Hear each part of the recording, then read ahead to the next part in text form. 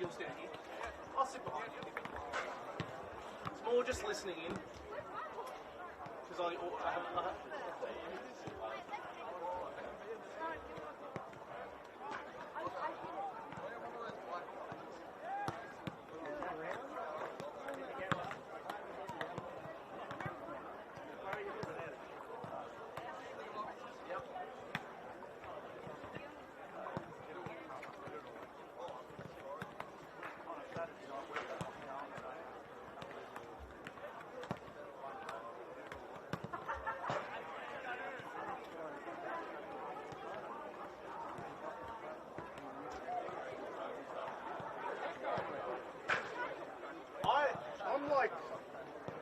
I've been involved with Green and Gold Rugby for about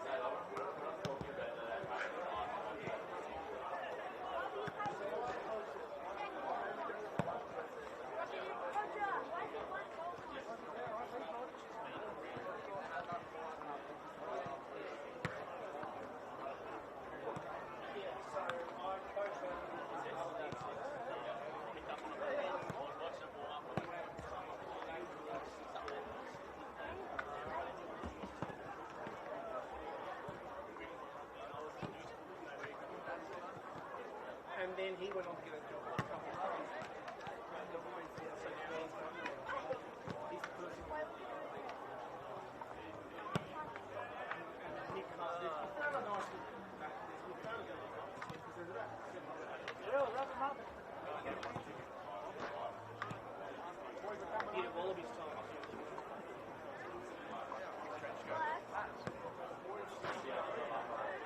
Huh? Not to the regular box. That's how everyone feels. Oh no. Are we doing this now or after? Now. What?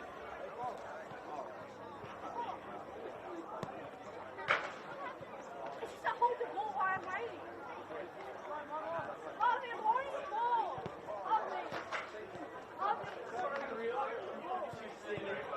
just used to sitting in his hair out and doing first game. You got that? Well, I'm about to do that.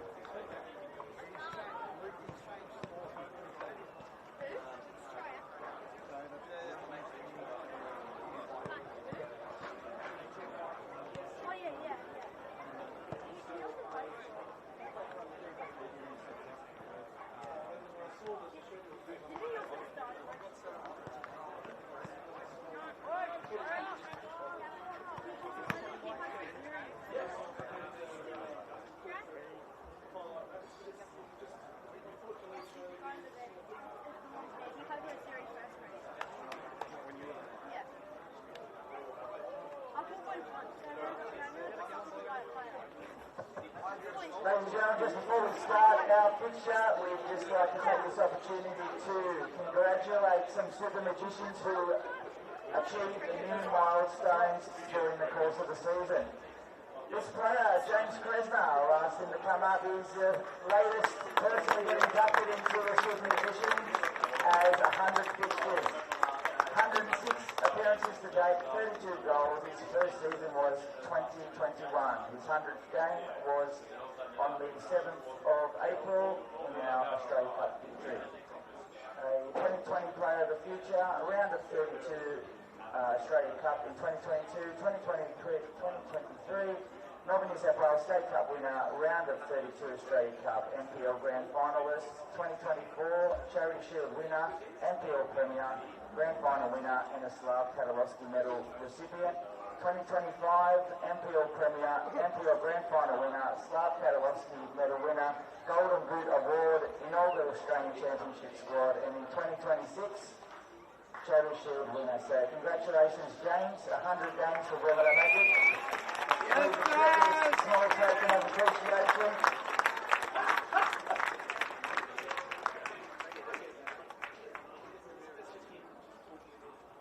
And joining James, we have 150 games magicians. So I'd like to call forward Jared Baker.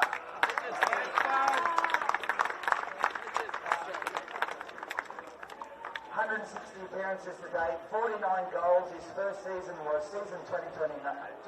100th game was in the grand final loss to the Jackers. 150th game was in the Charity Shield win at the start of the year. Magic Honours 2021, round of 32, 2022, round of 32 Australia Cup, 2023 Melbourne New South Wales State Cup winner, round of 32 Australia Cup, NPL Grand Finalist, 2024 Charity Shield winner, NPL Premier, NPL Grand Final winner, and the Broadmeadow Magic Players Player Award. 2025 NPL Premier, NPL Grand Final winner, Golden Boot Award, and a member of our inaugural Australian Championship squad. And 2026 Charity Shield winner. So Jared, congratulations on 150 matches. And please accept this small token of appreciation on behalf of Broadmeadow Magic. There's one quick team photo with everyone and the boys, and we'll get started.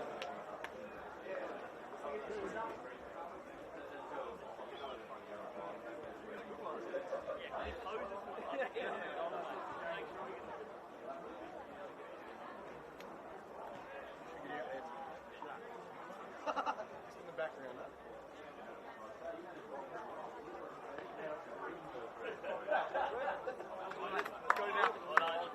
focus now.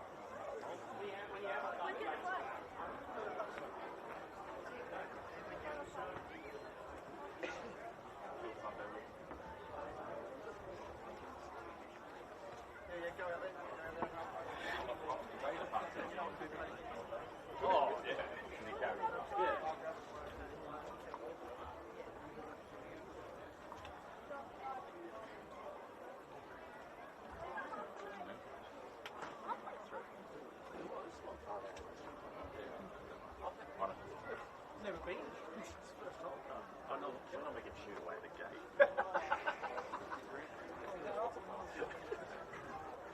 Normally just a lane hotel. Yeah, I was going to say it's pub.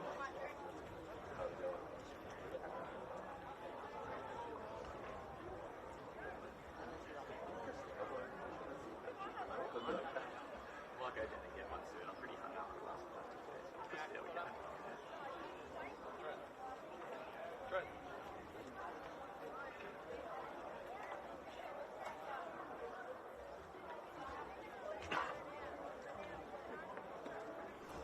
Good afternoon and welcome to Magic Park on a grey day here in inner city Newcastle. Northern New South Wales NPL round 12 action as the Broadmeadow Magic get set to take on Edgeworth Eagles. A rivalry match, a top four match, plenty on the line. Chris McPherson bringing you all of the action alongside me. Cahaiba FC head coach Blair Newham. I'm already stumbling over my words. Mate, that's understandable. I can understand anyone being nervous before this match. What a fixture we've got in tail for us today. Both teams in the top four, looking towards that Premier's plate, and this is going to be an absolute cracker. It certainly is. As we get set for the two teams, we just had a presentation out there, as Broadmeadow tend to do, with another milestone being racked up here at the club. But something they've built themselves on is having some players that have stayed here as the core of a side, and names that you just see in that red jersey for so many years. Yeah, I mean, like, you think back to Josh Pinnington playing over 300 games here. Like, it attracts that type of player. Obviously, he had to bring a lot of new players in at the end of last season going into the Australia Championship, but there's still a core group of players. Obviously, we just saw Jared Baker get 150 games to his name, which is huge, and to do that at a club like Broadmeadow, who's been so successful for so long, is a massive achievement. It certainly is, and you talk about some of those names and the club here and some of the pieces. You're a man who knows the rivalry well. You were red versus blue for a long time. It's red versus green now, but I'm sure it's still a game that nearly every club would target when they get to come here to Magic Park to try and knock off a side that perennially seems to be right up there at the top of the table. Yeah, a very dangerous place to come. Obviously the faithful here and the supporters get right behind their team every week. We hosted Broadmeadow a couple of weeks ago now, 1-1 at half-time, really spicy encounter, and you just get up for those games, and their fans get up for them as well. So I'm assuming that today will be no different. Walking through the gate today, there's a lot of red on show. Obviously, both teams have the potential to wear red, but there's a lot of Broadmeadow Magic people here today, and I'm sure they'll be expecting their team to play well. It was a spicy reserve grade encounter that Magic won 2-1. Edgeworth and Magic led out now by their respective captains in Jeremy Wilson and Tyson Jackson, let's have a look at how those two teams do line up. For Broadmeadow, a change in goals. Daniel Axford will start in goals. Number 2 is Adam Sherritt. 4, Tom Beecham. 5, Will Ingram. 7, Riley Smith. 8, Jack Simmons. 9, their key forward in Lewis Lara Delgado. 19, Keanu Moore. 20, Jeremy Wilson. 21, James Kresner. 23, Jacob Kresner. And, of course, they're coached by Jim Kresner. It's a real family affair. On the other side, Edgeworth, we've got Ben Conway in goals, 4 is Xander Warries, 5 Tyler Harrison, 7 Reece McManus, 8 Matt Jones, 9 Jaden Stewartson, 11 Flynn Goodman, 14 is Kai Shoemaker, 16 a late in for Aaron Niankuru is Jared Sutherland in his first appearance here in Edgeworth colours after a mid-season transfer. 19 is their captain, Tyson Jackson, and 20 is Sawyer Tonkin. So I touched on that. Jared Sutherland makes the transition over to Jack McLaughlin, and because of some circumstances that we won't delve into at the moment, Aaron Niankuru's had to jump onto the bench while he deals with a couple of other things this afternoon, and he'll go straight into the starting lineup. Yeah, that's a massive midweek pick-up there for Pete McGuinness. Obviously, Gino will have coached Jared at quite a few different clubs before, and he knows exactly what he can get out of Jared, and he's a player that he's identified to be able to bring in. Would have only moved on Thursday, I would be assuming, 2 days ago, to be able to start in his first appearance for back at Edgeworth. Huge. Certainly is. Speaking of huge, we talked about it before, this rivalry, as we might have a minute's silence, I think. Yeah, apologies for that.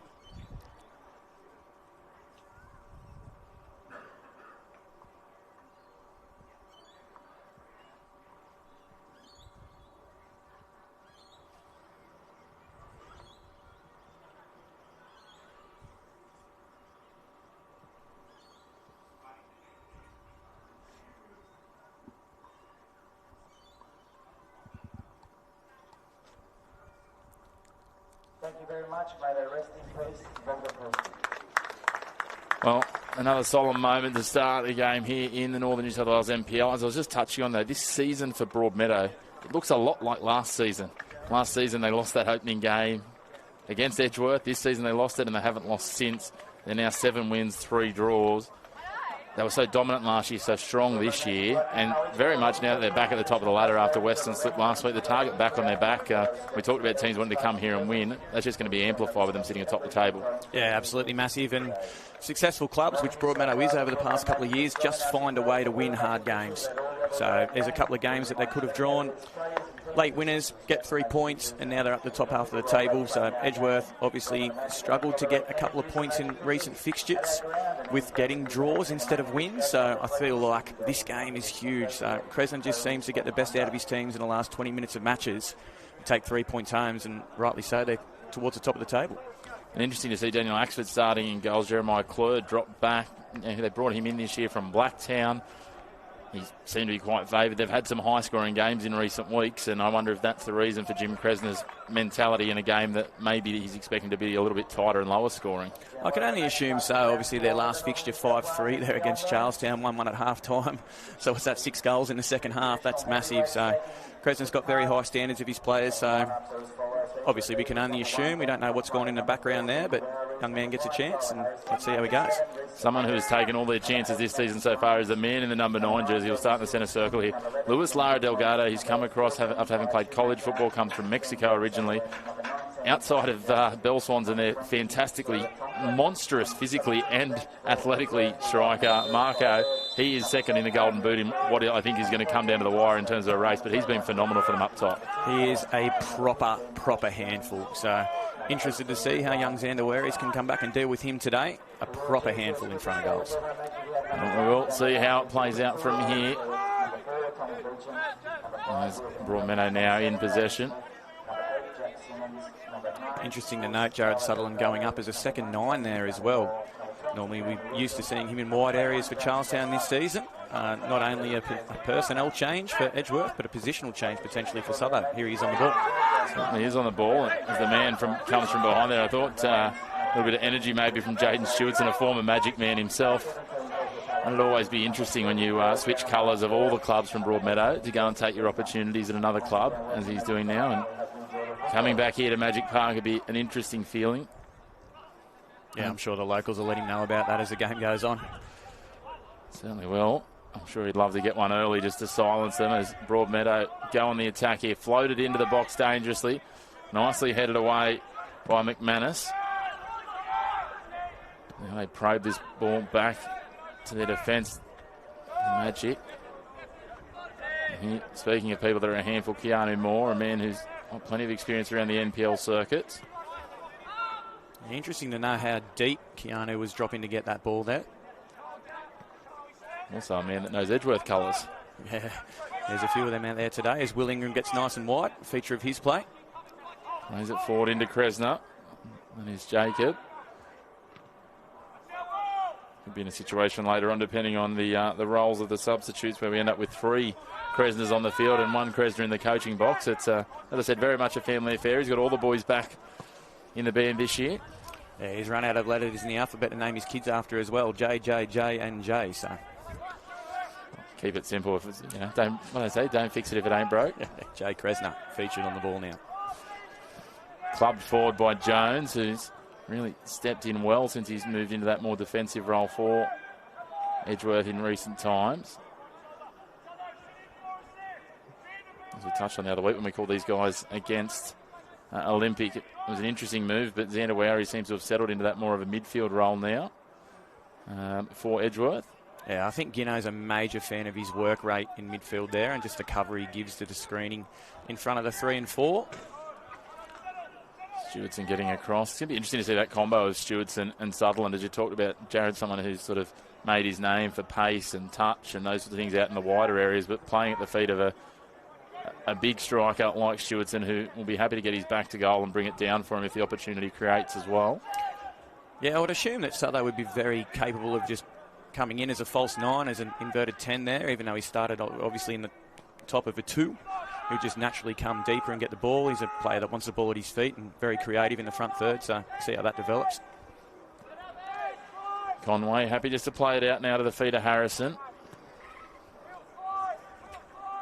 See what, hasn't Tyler Harrison made a name for himself since he's joined this club, coming up from, I think it was Glenorchy in the Tasmanian NPL, and for mine, one of the top tier centre backs in this competition. He's physical, he can cover ground. He's got a wonderful diagonal pass through to release those wide players. Yeah, he's a feature of Gino's team every week. Solid at the back, makes very rare mistakes, and can unleash a counter-attack very quickly. So obviously very tall, physical, big presence at the back. There he is on the ball, playing it wide now to Reece McManus, who plays it back inside to the captain in Jackson. That's a nice return pass. Streaking down, trying to play it into the box. Stewardson was sniffing about, but it's cleared away with the last line of defence. McManus has done phenomenally well there to get him behind. Recognised that Will Ingram had come out of the line, played a sharp 1-2 in behind, and a chance for Edgeworth. Certainly is. Well, they look a long throw. They will. Coming off the fence is that man, McManus. Floats it up. Stewardson can't bring it to ground and control it, so we'll have a corner. Corner, wow. Sometimes they go your way, sometimes they don't. You just got to roll with those, as I'm sure a few Newcastle Jets fans are trying to come to hands with this morning. Oh, I'm still heartbroken. I think the referee may have been unsighted there, to be fair. Just positioned on the edge of the 18-yard box, and we could see that from the commentary box, but he didn't have the same vantage point as us, so the corner it is to Edgeworth. It is, and it's Jared Sutherland on debut for season 26 in Edgeworth colours. Plays it in a little short. Yeah, he'll be disappointed with that. Ideally wants to be the first man, obviously, on a corner.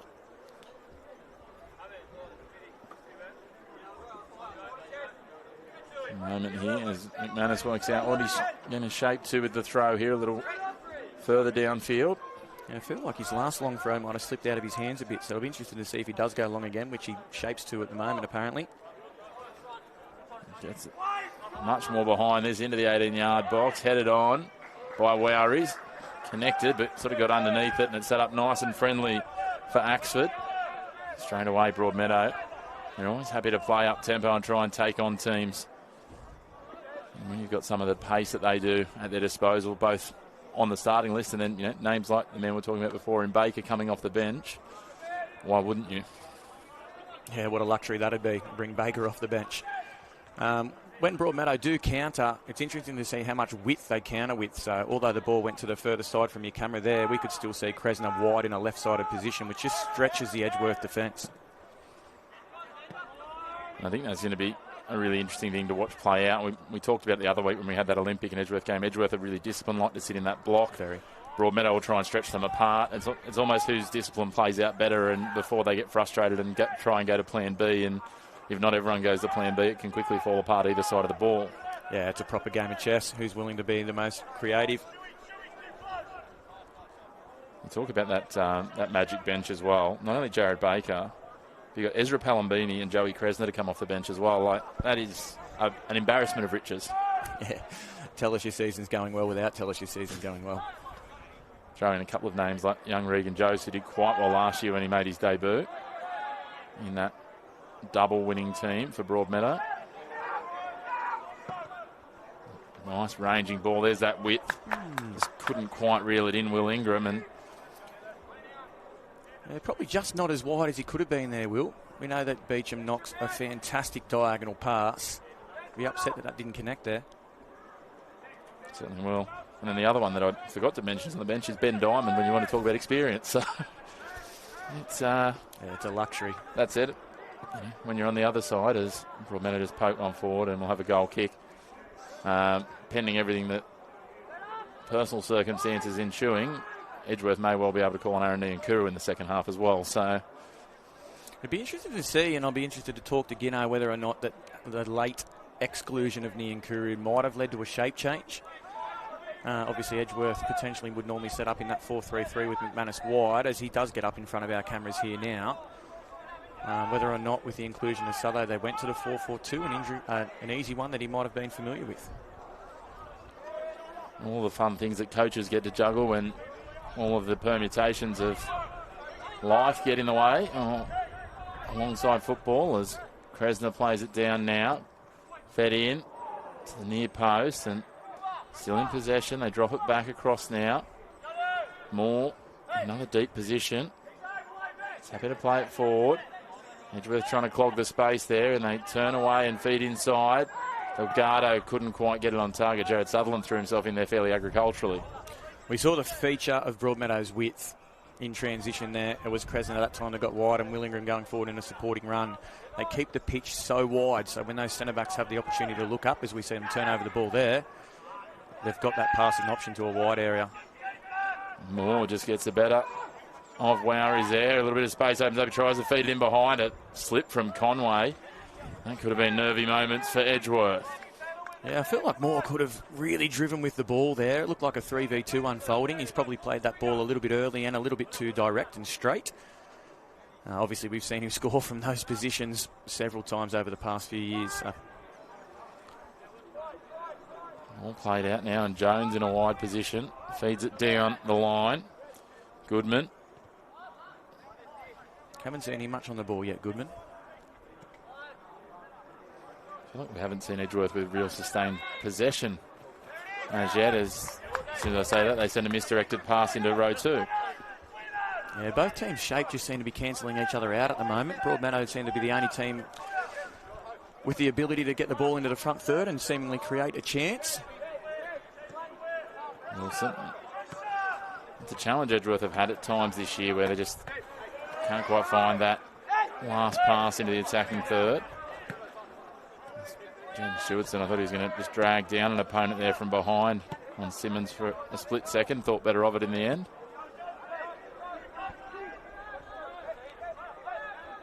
Pressing nice and high here, the front players of Edgeworth, but Broadmeadow maintaining their width.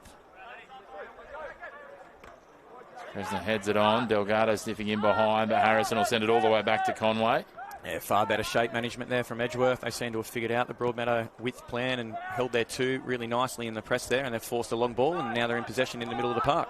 Jackson, who, again, I feel we haven't seen much of him yet today. Misdirected pass from Stewartson.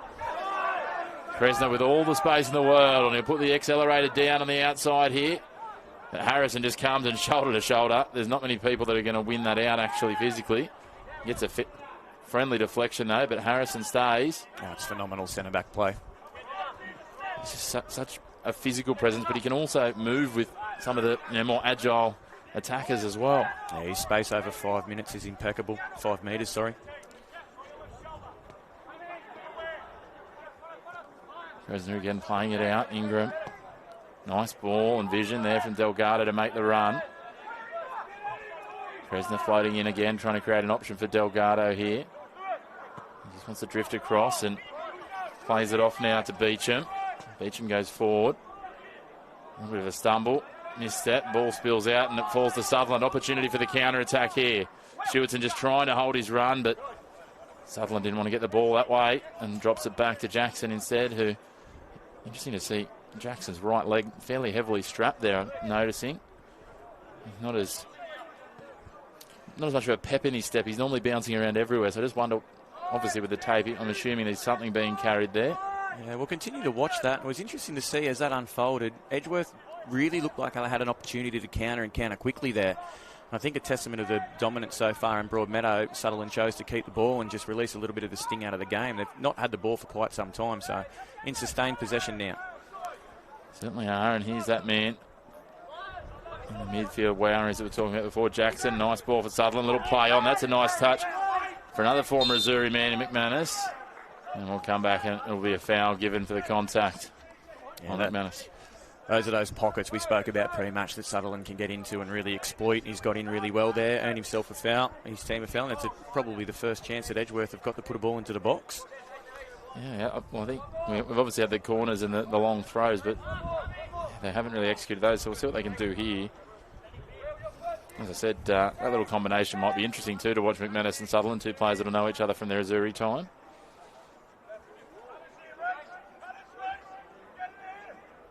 Sutherland going to be the man to take it again and sends Jackson down to the right. All of a sudden, Broadmeadow break up their two-man defensive wall to cover that.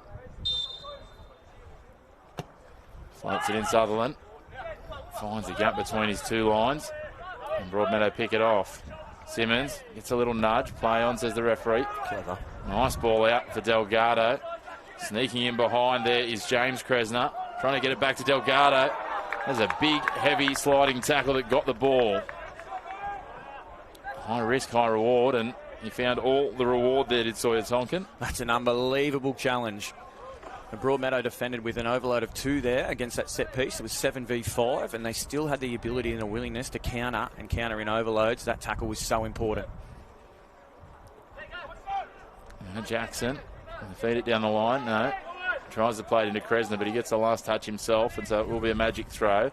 Moore turning on a dime. And play it back now to the captain in Wilson. Wilson will go all the way back to Axford. He's happy to play it out here and utilise Beecham. Nothing presents, so he pushes to his centre-back partner. Wilson pushing forward. Ingram down the line for Moore. No, Delgado, sorry. Yeah, Moore having to drop very deep. Be frustrated he's not getting on the ball a lot. Broadmeadow just seem to be using the flanks all the time. They're yet to exploit that space through the middle. Here they go again, all the way back to Axford, who'll get it in his box under a little bit of pressure from Goodman. Harrison gets a little nudge in the back. As soon as he felt the contact, he was happy to lean forwards and earn the free kick. That's experience there. I think it may have been offside, to be fair. Was too, thank you. Now they work. Just across this defensive unit. Tonkin. Back to Conway. He's bouncing around there, has been Conway. Plenty of energy today. That one skied off the outside of the boot from Simmons. Collision. The referee says play on, push wide for Jackson now. Let's see what sort of pace he's got off the mark. He cuts back, takes it away from Moore. Now Wowries will switch it wide to Jones. He's got Goodman outside him, and that's where he goes, wide on the left. Shoemaker trying to make a run. Plays into an open Sutherland, who tried to play it on. But the front line were all stationary facing him. It was almost like they just wanted to have front row seats to see what Jared was going to do. He had time to drive there. So that's interesting to see that he passed straight away, whether or not that's a cue for him. But would have loved to have seen him take on the Broadmeadow back four there. It really felt like the Magic defenders were holding with the front line. And as you say, he just had that space even. We had been to get a couple of steps in and maybe just test out Daniel Axford's reflexes. I haven't really seen a genuine shot in anger just yet. 20 minutes gone in this fixture now, and we're yet to see a real chance on goal. As Axford goes long. Wilson and Stewartson come together. Wilson wins out. Simmons pushes through three defenders and try and thread the needle looking for Kresner out wide. That didn't work out. bumpy transition pass there. There's a few spots in Magic Park not playing as true as you might like. Tonkin now, again, doesn't mind a strong sliding tackle, Sawyer Tonkin. No, there's some proper tackles in this fixture at the moment. Both teams desperate for 3 points today. Stewardson picks that up in front of Sutherland, puts it forward, and even Reece McManus is not that quick. Will Ingram kept his position in that line very well then. And got a couple of early siders as to Reece's ability to try and get in behind. And very disciplined in their back four there, and that's a feature of Beecham's play in the centre. He just gets that back line so well organised every week. All the way back to Axford here. Jackson comes in and just out-muscles Kresner for position to let that one across the line and earn his team the throw. The throw which he will take. Plays it into Stewardson. Heavy touch from Stewardson. Simmons says thank you very much. Plays it through. A little step over from the referee and away go the Magic. Carving their way through here. Opportunity but pushed well wide of the target from Riley Smith. I don't think Edgeworth will be letting Simmons turn again with that much space in the near future. 3 players sat off. He was ability to turn and face forward and unleash a ball forward, and Broadmeadow probably should have done better with that chance.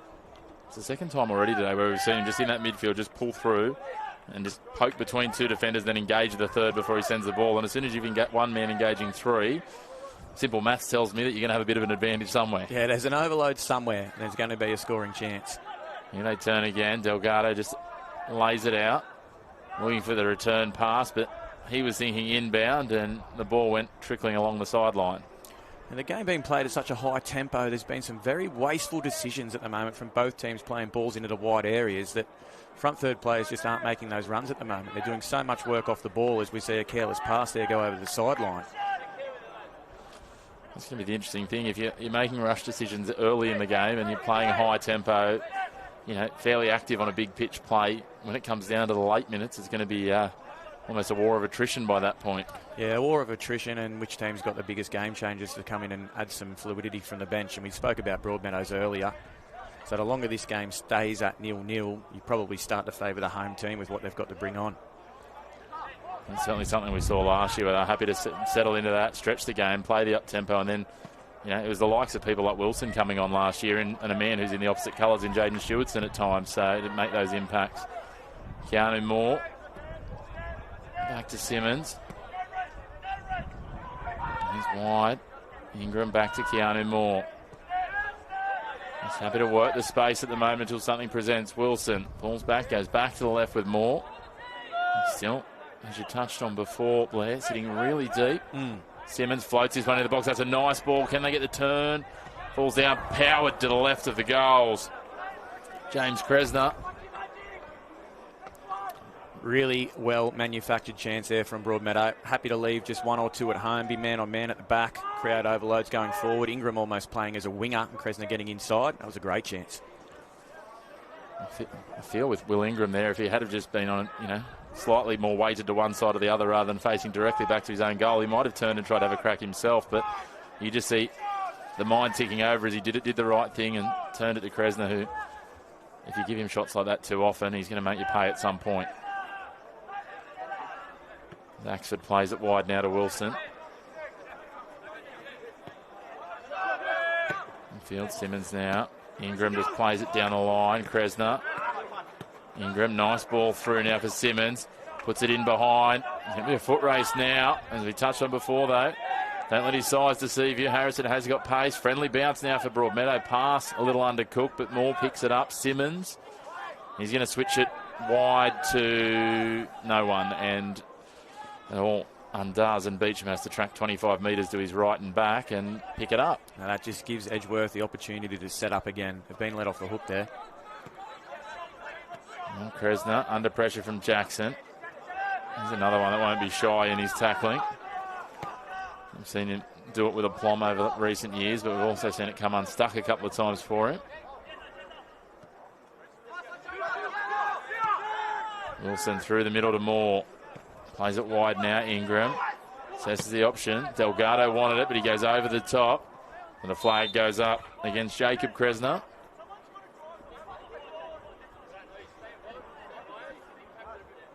Lots of instructions coming from both benches there at the moment. I think either coach happy with how this game's going.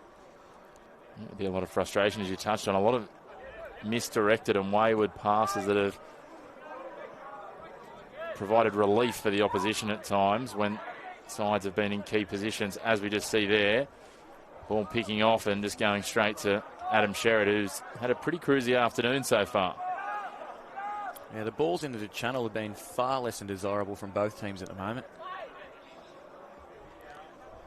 Conway happy just to take his time here, plays it direct to Wowries, who took his time, and again there it is, turned over, put him behind. This is dangerous. Delgado into the box. What can he conjure here? 15 goals already this season, pulls it back across the face, pops it looking for Moore. It's going to be a foot race here between Moore and McManus. Moore will get there. Played out to Ingram. Moore again. Feeds it centrally. Simmons playing it forward.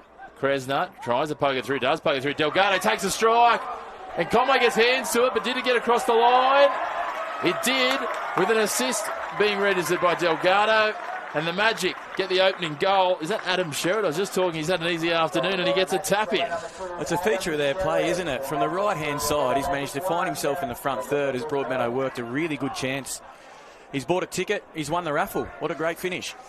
Well, we talked about Delgado's goals this season. He's got an unintentional assist there as he just stung the hands of Conway. He couldn't quite do enough, and I thought it might have actually spilled in first, and then it was just sitting there at the back post, and as a good poacher does, just sneaking around there, Sherritt, as you said, you get yourself there so long as you can get yourself back when it doesn't work out. Occasionally you'll snaffle a goal. Yeah, I'm going to give Ben Conway a little bit of plaudits there. He's done really well with the first chance. There was so much movement on that strike. With his standards, he'll be upset that he hasn't done better with that, but that ball was moving. Adam Sherritt gets himself on the scoreboard for the first time in season 26. Now he's getting himself involved everywhere as he heads it back to his keeper. No involvements for the first 20 minutes, then all of a sudden 3 involvements in about 90 seconds, including intercepting a ball, scoring a goal as Tyler Harrison drops the shoulder. The referee's going to say it wasn't shoulder to shoulder quite. A very industrious challenge there. He sensed that something was developing for Broadmeadow again and said, I'm not having this. And Edgeworth will look to that for a little bit of inspiration, I would say. We saw, again, I talked back to that match around a couple of weeks ago when Olympic did threaten and score. All of a sudden, that's when Edgeworth found reaction. So, obviously getting a share of the points late in that one. So, it'll be interesting to see what sort of response Pete McGuinness's men can conjure here. Dangerous free kick wide on the left here for Magic. Yeah, if we've learned anything over the past few seasons in the NPL, it's never ever write off Edgeworth. No matter what the score is in a match, they find a way. Driven in by Simmons off the back of a shoulder, pops up off a head then. McManus plays it forward. Simmons picks up the crumbs. Moore is there. Sends it wide. Goodman takes it away. Shoemaker plays it forward. That's a nice return pass. And now Goodman, he's got an accelerator to try and use it here, but he's going to be in a foot race against Moore. Manages to corral him off as Stewardson returns. Back to Wowries. McManus is wide, and that's where he goes. Returns the pass infield for Wowries, who plays it into the box. I wonder there if there's a little bit of doubt from Kai Shoemaker as to whether he was onside, because he just seemed to hesitate. Yeah, kept himself out of the play. It's better from Edgeworth. More constructive, a lot more purpose in how they move the ball, creating a good chance. Skewed off the inside of the boot. I don't think that's quite where Axel was intending, but it worked out okay as it found the goal scorer. Moore now is Sherritt. Everyone's pointing at someone else. Someone needs to move, gents. Go and get the ball in midfield. Break a line, boys. It's like watching kids soccer. Everyone's just pointing at each other. That's Spider-Man me. Wilson now. He'll turn away the captain. Kresnut dropping back now, and he'll return it to Axford. He'll pick it up just inside the corner of his 18-yard box. Kresnut starts to float down the line. Delgado's there. Jackson takes it. That wasn't quite what Tyson Jackson was aiming for, but somehow he's bounced out of all that like a little dodgem car, and he comes away with the ball. How has he kept that? That is phenomenal football. Nice turn there. Goodman burning his opponent in Sherritt. Plays it inside to Jackson, who's now over on the left-hand side. Tries to play it back for Goodman, but Sherritt recovers, takes it away. And away go Broadmeadow here. They float it in behind, looking for Delgado. He just waited for it here. Delgado, oh, what a save there from Conway. I thought he was done for all money, and he somehow got in the fingertips and just managed to play it in front of one of his teammates. Great save, Conway. Absolutely great play from the goalkeeper there. Made up from an early atonement that he want to make sure he gets right from the last chance. And what a fantastic save. Not many goalkeepers that come out best one-on-one with Luis Lara Delgado. Conway can add that to a resume that's, well, let's be honest, he's bested plenty of strikers over the years that he's plied his trade there at the back for Edgeworth. As far as 1v1 battles go against Delgado, he's probably number one out of a list of one as far as saving one of those go. Certainly is. Helps with a bit of goalkeeping in the genes, second generation at Edgeworth. And Flynn Goodman's trying to take on the team himself and take it all on his back. Looks like Edgeworth might potentially be going to their bench here as Trent Partridge goes to the sideline ready to make a change. Well, Harrison's obviously picked up some sort of knock. So that's an interesting one. It'll be Kai Hurd coming on. Yeah, Kai Hurd, another young player that Pete McGuinness has brought in. Would have had Pete at the Jets youth system a few years ago, Hurdy. So interesting to see how he goes. Looks like he's slotted straight in the midfield, and Xander Waries goes back to a very natural right-sided centre-back. Again, a handy flexibility to have for Edgeworth. Not that you want to be losing Tyler Harrison, but when you've got someone like Xander Waries who was such a part of that rock-solid defensive unit for them last year, those two were a dynamic duo for them in defence. He probably hasn't got on the ball as much as Pete McGuinness would like in the midfield, so it seems like a pretty natural change there. It looks like Kai Hurd might have gone out to the wide left midfield role in that 4-4-2, unless there may be a shape change. Yeah, looks like Goodman coming a bit more central. There's opportunity here for McManus. He gets the outside, takes a shot through the legs of Daniel Axford. A couple of touches and fires it into the back of the net. And all of a sudden, we're back on level terms here after just under half an hour. A goal from seemingly nothing. McManus pops up in the front third. Broadmeadow ill-disciplined at the back. Took a touch towards goal. What a great strike. He's hit that with his laces. Very difficult to deal with the keeper going back across the goal. What a strike, young man. I think he might have caught Axford a little unsighted there too, because he reacted really late to that. And it just went almost under his right boot as he tried to readjust his positioning. It's such a difficult spot for the goalkeeper to deal with when it's just outside of touching distance of your foot. Got to get down quickly, especially when the ball's moving at that speed. It's probably strike of the match so far. Well, we've seen 2 goals already in just under 30 minutes. What will the next 60 bring? It's livened it up. You can, all of a sudden, Edgeworth full of voice, full of movement. Jackson throws himself in there against Kresner. Simmons finds this in behind. Sherritt, the goal scorer, plays it into the body of Hurd, and it will be a corner for Magic. They're first of the match, if I'm not mistaken. Yeah, 2 to Edgeworth so far, I would say, and maybe 1 to Broadmeadow. This game is end to end now. It's excitement plus for the viewers at home today. Certainly is, and I'll tell you what, if you can't get enough football, you can go straight from this at 1 o'clock. You've got a men's game to choose from, or you've got the women's match of the round as well from Maitland, which will be an absolute cracker as well. Maitland versus a Lake Macquarie side that are in some form, so all live and free on Northern New South Wales YouTube channel. As Magic curl this one into the front post, parried by Conway, a little scramble there. Tyson Jackson looks a very nervous man for a split second, but Ben Conway is there and manages to snaffle it off someone's toes. He's just about dealt with that one, Ben Conway. A lot of bodies around him, had to come to the ball to parry it, and it's fallen fortuitously to him. Shoemaker drives it forward, and Hurd gets the header down. Jaden Stewardson making a beeline for Axford. It looked like he was going to wind up, but just lays it off to the right. Yeah. Sherritt. Nothing presents as Hurd closed down the open sideline. Axford again. Drive it long over the top. Delgado tries to poke it through for Kresner. Wowry's up to it. Now all of a sudden it's another Kresner on the ball. This time James playing it back to Ingram. Feeds it in. Delgado's been busy. Across the face. 2 bodies going to ground. Smith gets a boot to it though. And Beecham will just pull it up a step and try and reset here with Simmons. Jack Simmons pokes the ball through, looking for the return pass from Kresner. He switches it wide, a little too heavy for Ingram. You can see the idea, the execution just a step off. Yeah, the width that they keep is so dangerous. Willing to go 2v2 at the back, commit players forward. Their transition defending is obviously very good to be able to do that. Will Ingram was in 15 metres of space there. Kresner will be upset with that pass. Conway just going to take his time here with the goal kick. A chance to grab a very brief breath. Drives long, looking for Stewardson. He wants to head it on to the advantage of the goal scorer, but it doesn't quite work out as Wilson steps in. Gets it forward for Kresner. Now Delgado. Delgado burns away from Shoemaker. Loses his footing. He wants to appeal for a foul, but that very much looks shoulder to shoulder, and then just a little bit of a heavy touch off his inside foot as it spills across the byline. That's fantastic cover defending from Goodman. Not a position we've seen him in much recently in the middle of the park there. Tracked that run so well. He's a handful to deal with, and he's done very well. Now, the floated ball looking over the top, but Sherritt's there. Smith brings it down. Now Sutherland gets under that, probably a touch more than he might have liked, but still finds his target in McManus. McManus turning Ingram. Plays it into the box.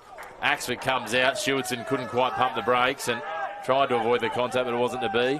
Axford straight away moving it on. He's had a couple of good moments, Reece McManus, recently.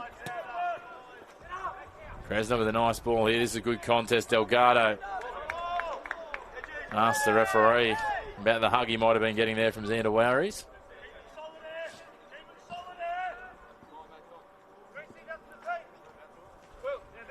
Jim Kresner getting elevated to ball boy there. Yeah, he got quite a few roles at the club, Jim Kresner. Hands it off, and Ingram gets the throw now to Beecham, floating it over the top. A little bit of a hit and hope, just keeping Ben Conway on his toes. Nosebleed territory there from Beecham, injecting into midfield. Wasn't quite sure what to do with the forward pass. Knocks it straight through to Conway. And Conway gets underneath this one for Stewardson. He's headed it on again. Looks like Edgeworth have decided that the go-to here is McManus. And with that finish that he got earlier, why not for a little while? Just want to hope that they've got a plan B if that starts to get tightened up. The coverage on him here, and you can see as soon as that ball starts to come, Wilson and Ingram are starting to try and converge on him. Here is Wilson on the ball, plays it through to Simmons, who drops it back to Beecham. Simmons again. Beecham pushing forward here, trying to create a passing target. Simmons doesn't want to take it on and just drops it back to Beecham. Jeremy Wilson getting a little frustrated with his team, the captain. A lot of stationary bodies. Yeah, asking for some more movement from his midfielders. Ingram finds a nice ball for Kresner. He cuts infield, lays it out to his brother. Fired in, parried away. That's a good hand there from Conway, and he does well to recover, and it was a fairly tame shot from Riley Smith in the end that made it very easy for the recovery just to pick it up on the bounce. I don't think he got all of that at all, Riley Smith. He'd like that chance again. But yeah, Jeremy Wilson, as you said earlier, just demanding more of his players ahead of him. All of a sudden, a chance from nothing. Broadmeadow very stationary. That's almost like they flick a switch. Ready to go. Here it is again. And again, last line defence. And it is that man we talked about, Sawyer Tonkin, sliding in hard, and the referee's pulled out the yellow card and pointed to the spot. It's going to be a penalty for Broadmeadow as Riley Smith is felled. He got that one just marginally wrong. He wasn't far away, you feel, but it is a literal game of millimetres when you're sliding in like that. Yeah, millimetres. We're a long way away, and I'd like to see that one back to comment on it again, but the referee, much closer than us, has made his decision. Penalty. Well, now, Ben Conway's already pulled off a couple of screamers today. We talked about the one from Delgado before. You got the one at the post, and then the recovery just before to stop the first, and grab the tame Riley Smith second. You have to think that it'll be Delgado, the man taking the shot, is it? No, Kresner. Kresner with the ball at the moment. Delgado scored a penalty a couple of weeks ago. Knocked it very, very viciously to the top right-hand corner. Now he's got the ball again. So he just casually walked up to James Kresner and said, I think I'll take this one. I've already nailed one this year, and I've got 14 other goals. I can tell you about them, or I can just take the ball. Yeah, sit down, young man. I'm the import. This is what I'm here for. Yeah, a couple of mind games from Conway there, getting in the face of Delgado. Got himself in a little bit of trouble doing that last year in the Australia Cup penalty shootout, where he took it a bit too far, where he came out to the penalty spot. Let's see if it works. Delgado v Conway. Broadmeadow looking for the lead From the penalty spot, Delgado just caresses it into the back of the net. Outfoxes him, has a little thing to say on the way past. Conway has a chuckle. But the laugh at the moment is sitting with the Magic, who lead 2-0. That's a cheeky finish. Very cheeky. His last few penalties have been driven at pace, top corners. Sends Conway the wrong way. Panenka straight down the middle. That is absolute class. Certainly is. 16th goal of the season for Delgado. Only a couple off the lead in that golden boot, although I'm sure that is the furthest thing from his mind. He wanted just to ensure that his side are sitting atop the table. But he's certainly got to be a player that, with how well he's hit the ground running. Both of those import strikers we were talking about before. You wouldn't be surprised if there's other teams in bigger NPLs and other leagues starting to have a look at these guys, the way they're playing their football. 16 goals in 12 games and still isn't on top of the golden boot. Just shows the class of Marco Guilly as well. But both strikers, just everything they touch at the moment turns to goals. Certainly does. That's a further reason, though, for all those imports that are watching, that the NPL, the Northern New South Wales NPL is a great proving ground. Come and have a season. Absolutely. Nice and close to the beach. Get out of the hustle and bustle of Sydney. Come and have a look. I'm sure we can, send you Blair's way. Have a chat.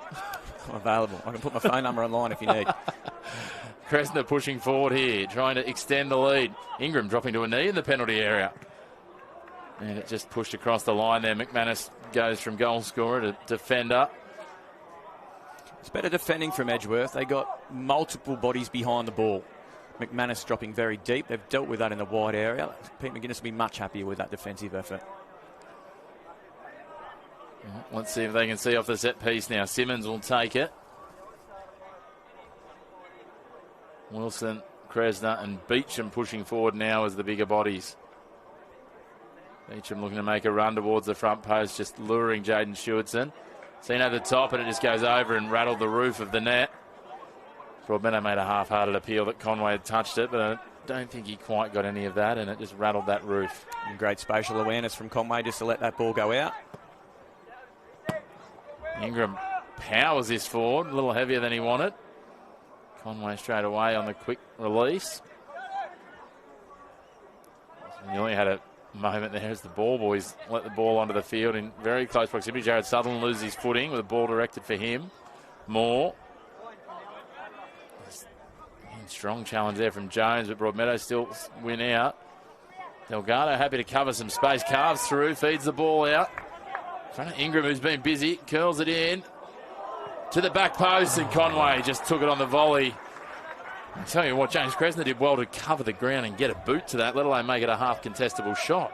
The link-up play from Delgado coming back in, and the space that he created with his drive and tenacity to try and go forward created the opportunity from Will Ingram. That's a fair ball, fast stick. Didn't look like there was going to be a chance at all. It looked like it was a little bit overhit, but he obviously knew where his player was coming from, and unlucky not to score again. Here's Delgado now, plays it out in front. Ball returned back to him, but a little heavy. Shoemaker picks it up. Goodman beats one. Can't more. That was a very half-hearted challenge. Looked more interested in grabbing the jersey than actually trying to tackle the football. Played forward, Stewartson, a little touch. Will he go to the outside with McManus? No, he chews up the space. McManus sits in the pocket. That's where he finds him. McManus now driving into the 18-yard box, taking it on. And tackled himself. Yeah, the Broadmeadow locals are giving him a little bit there. Reece obviously celebrated in front of the stand just down here in front of us before, so Broadmeadow faithful just letting him know a little bit about that, but that's better from Edgeworth. That's what they're capable of, getting bodies forward, Flynn Goodman in midfield, driving, creating. It's a good chance. Yeah, that's been the standout for them, hasn't it, McManus? The one thing is, he will take it on. A bit of space got offered to him there, and rather than pull up and try and see how he could feather a ball into a target in there, he'll back himself. He's certainly not shy of confidence, as we saw with that celebration. Youthful and exuberant. Stewartson, almost a good pass, just a little too heavy. McManus, I think, had pulled up expecting him to turn inside. He's had to get through some work this half, Stewartson. Ingram, Keanu Moore, close quarters here. Right in front of our commentary position, Moore. Jackson, both of them lost sight of that ball for a moment. Now Delgado. Certainly not happy to rest on his laurels with that penalty. He's working hard. So it's Lara Delgado. Now Simmons cuts inside. Foxes against Goodman and takes a strike, and it's just chested down by one of the defenders. Now Now Kresner in. Delgado, will he take a strike? He just tried to feed it in there and find a teammate. 3+1 kept at the back from Broadmeadow, but they still had an overload in the front third. Their willingness to commit players to those attacking opportunities, very exciting to watch. Opportunity here, Stewardson again. You talked about that work. He's pressing hard. Appeal for a handball there. Came off the right off the top of the biceps, says the referee. And Jared Sutherland just bouncing across field. Plays it out now to the left where Jones is there.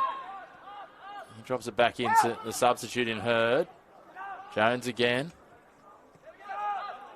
Work it back through the defensive unit. Now Sutherland. And orchestrating midfield role. Beats one, beats two, can't beat the third and the fourth. There's a swarm of red. And Broadmeadow defending in major numbers there. It was good ball speed, better ball speed from Edgeworth. It seemingly was going to create a chance, but the defensive discipline of Broadmeadow, Kresner will be really happy with that as this half narrows to a close. Delgado does well in haranguing Jones in that corner. Takes it away, creates a chance here. Now Smith. Back to Simmons, who's sitting deeper in that pocket. And redistribute to Delgado. A fair spread of a heat map, Lewis, Lara Delgado. I don't think there's a blade of grass he hasn't touched so far in this first half. He likes to get right, left, central, wherever the opportunity is presenting, and they're trying to feed the ball through the eye of the needle there for Will Ingram, and the sliding effort just pushes it across the sideline for an Edgeworth throw. Edgeworth having to come back into a 5 there just to deal with how wide and how high Ingram is. So right full back releases, a 6 dropping into the back 4. Comes off the back of the head from Wilson, just dropping it down to the advantage of Simmons. Now Moore. Wilson feeding it out in front of Kresner. Kresner to Kresner. Moore making a good advance run here. First real chance we've seen for him to go forward. Defence converges though, and he has to pull up. Back to the opening goal scorer in Sherritt. I'm not sure I remember a time with Keanu Moore having to drop so deep to get the ball. Consistently. As I said, he spent a long time, if you weren't familiar with Keanu Moore, you'd be thinking he's almost a defensive midfielder with where he's been picking up a lot of possession today. Speaking of dropping back, there's Delgado dropping back, and he drops it further back to Moore, who's almost on the toes of the central defence. Floats it forward for Ingram. Simmons, Moore again, picking up on the defensive edge of midfield. Back to Beecham. Almost a lateral pass to the centre back. Gets a short return. Feeds it wide now. Ingram's got some space if he wants to take it on. No, he's just happy to hold. And they work it into the box. Here is Moore trying to go forward, but Wowry's interjects. Pushed into the box. Tonkin now feeds it down to Hurd. Back to Tonkin. Smith there trying to take it away from him. And tangle legs and play on, says the referee. Hurd fires it across the sideline and gets a shoulder in the chest for his troubles. Yeah, it's a silly foul. It just releases the pressure on Edgeworth there. Broadmeadow had good sustained possession. Looked like they were going to feature another chance. The silly foul just releases that pressure valve, and Conway potentially looks to go long, and up you go, boys. Try and chew up some of these 2 minutes of added time. We've just had signal. Conway drives low and hard through this. Essentially clears his whole side, and it's brought down on the shoulder of Beecham. Kresner now for Delgado. Good in there from Edgeworth. Well done again. Wowry's up to the task. That's a great tackle. That was a dangerous moment developing there as Kresner made a forward run. Not long till half time now, and Wowry's just come up big for Edgeworth in that occasion. Can someone pull something out here and either double the lead or nullify it? That'll be the question. Limited window left. Here's Hurd. Playing a little more centrally now. Feeds it wide. Tonkin. Tonkin trying to put it in behind for Stewardson. Clears Beecham. Can't beat Wilson. Wilson did well just to sweep in behind the shoulder of Beecham and close that avenue for Stewardson. Broadmeadow will drive it long, and Conway will pick this up. That's got to be some half-time chat for Edgeworth, I think. You just saw there 6, 7, 8 passes, 1 and 2 touch, getting the ball into a wide area and being able to construct a forward pass. The ball speed's probably not what Pete McGuinness is after at the moment. Very slow. Beecham getting up for the header there. Hurd now. If he can get it to Stewardson, it could be dangerous, but Moore snips in. McManus throws his arms wide, asking for a foul. Sherritt happy to play it back through Beecham. It feels like Magic are just ready for that referee's whistle. Smith pulls back, plays it inside to Simmons, return pass to Smith. No real attacking intent from them at this point. But as you know, they can flick the switch almost instantaneously, and this man is probably the man to do it. Delgado back to Moore. And they decide better of it. They go back to Beecham. The centre-back launches the ball as the referee's whistle goes, and at the break, it is the home side, Broadmeadow Magic, leading 2-1. They open the scoring through Adam Sherritt at the right post. It was then equalled up with a wonderful strike from Reece McManus. And we thought that the game was going to be a real arm wrestle from there, and then a penalty given against Sawyer Tonkin was duly converted by Lewis Lara Delgado. So at the break, it is Broadmeadow 2, Edgeworth 1, all to be determined in the second half. Don't go too far. We'll be right back with you with the second half here, live and free on the Northern New South Wales YouTube channel.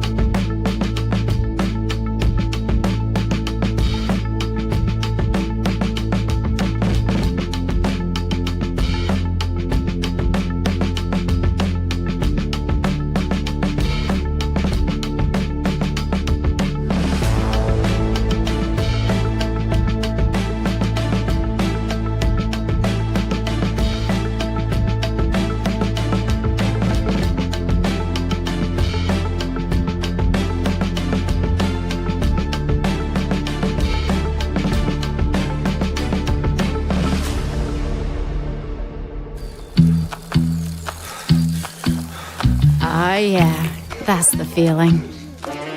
Progress. Momentum. Getting somewhere. That's what it feels like when you bank with Newcastle Permanent. With local experts and award-winning customer service. We're here for you, and we're here for good.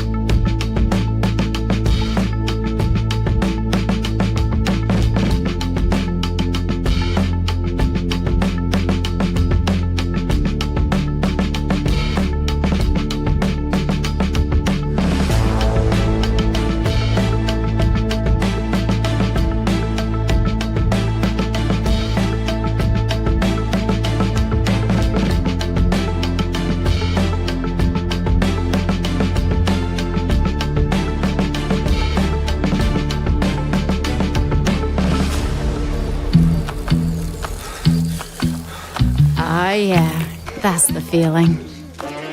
Progress. Momentum. Getting somewhere.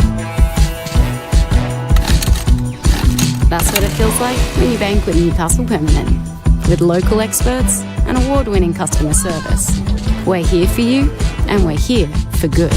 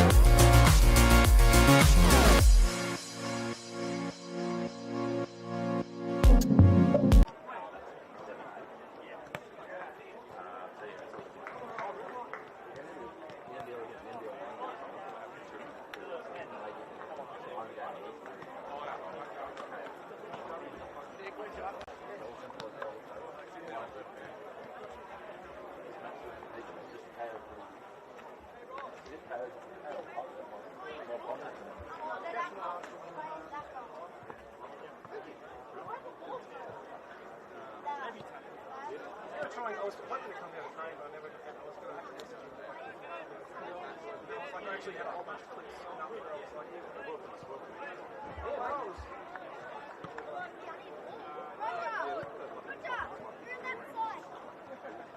I dived into it. Roger! I need it! Yeah, no, I'm all down.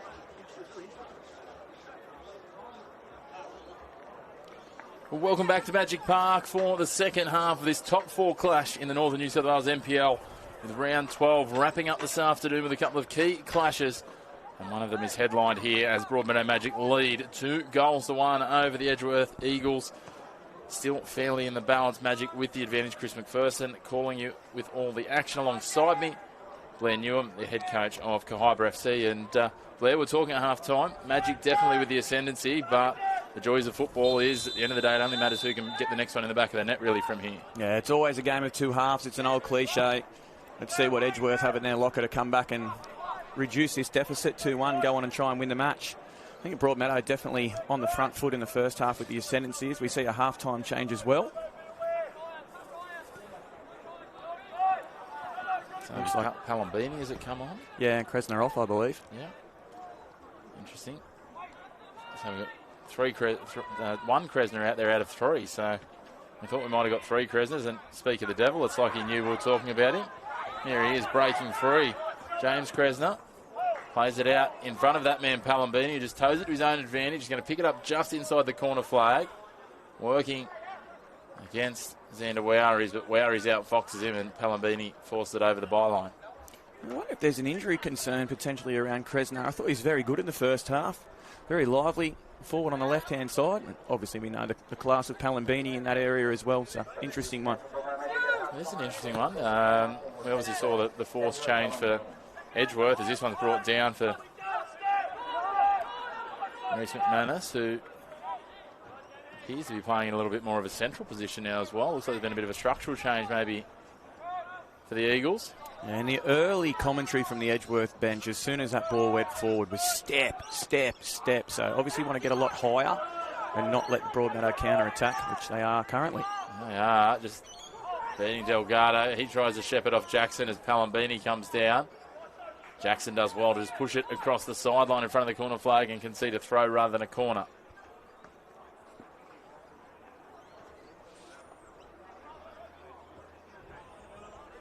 Magic in no rush. They work their way down.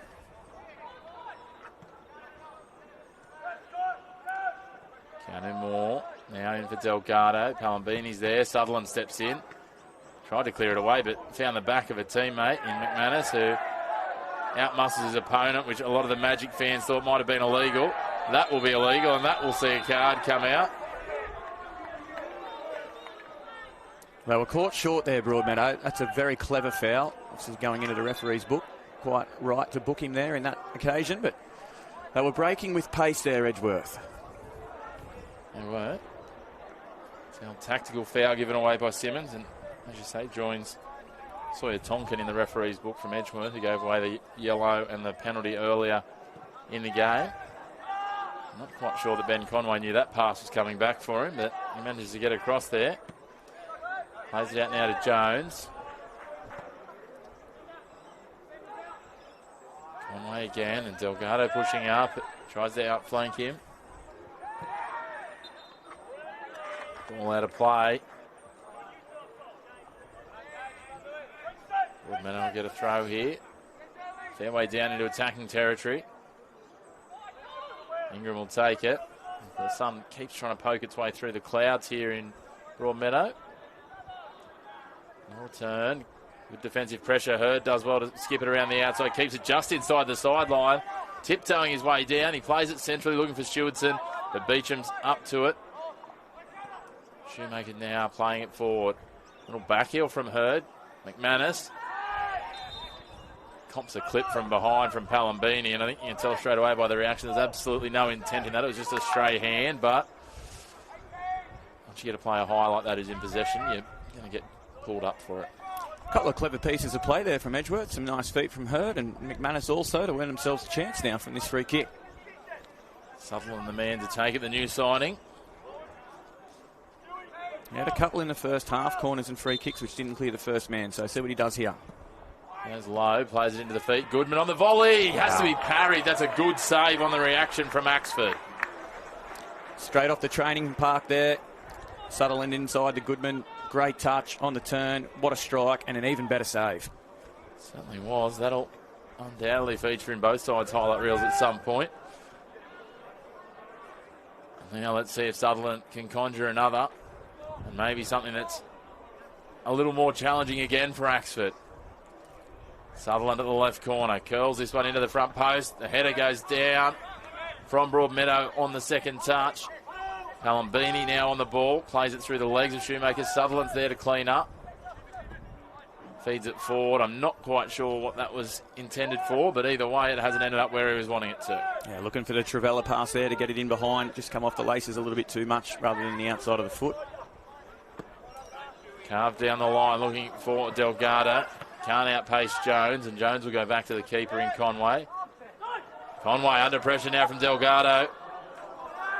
It's a rush pass away, and I think it was more good fortune than good management that Tyson Jackson's managed to get onto it. Hurd another little back heel, but no one there to clean up, so Ingram tracks back, takes it, and Wilson ends up with the ball. Now Palambini. He's been busy since he's come on at half-time. Yeah, getting through a lot of work already. Interesting to see Keanu Moore playing in a much more advanced role in this half, early doors. Delgado in front now for Smith. Smith, three defenders converge takes a strike. One-handed save from Conway. Wow, he's got aerial there and wrapped himself around the attacker. Got the ball, says the referee. As Riley Smith tries to appeal for a penalty. Now, Goodman, he's got some pace on the outside. Back to a more natural wide position. Cuts in. Will he take a strike? Yes, he does. Deflected off the boot and falls for more. He plays it in, but it finds McManus, who loses his footing. He appeals that he was dragged down. The referee says goal kick.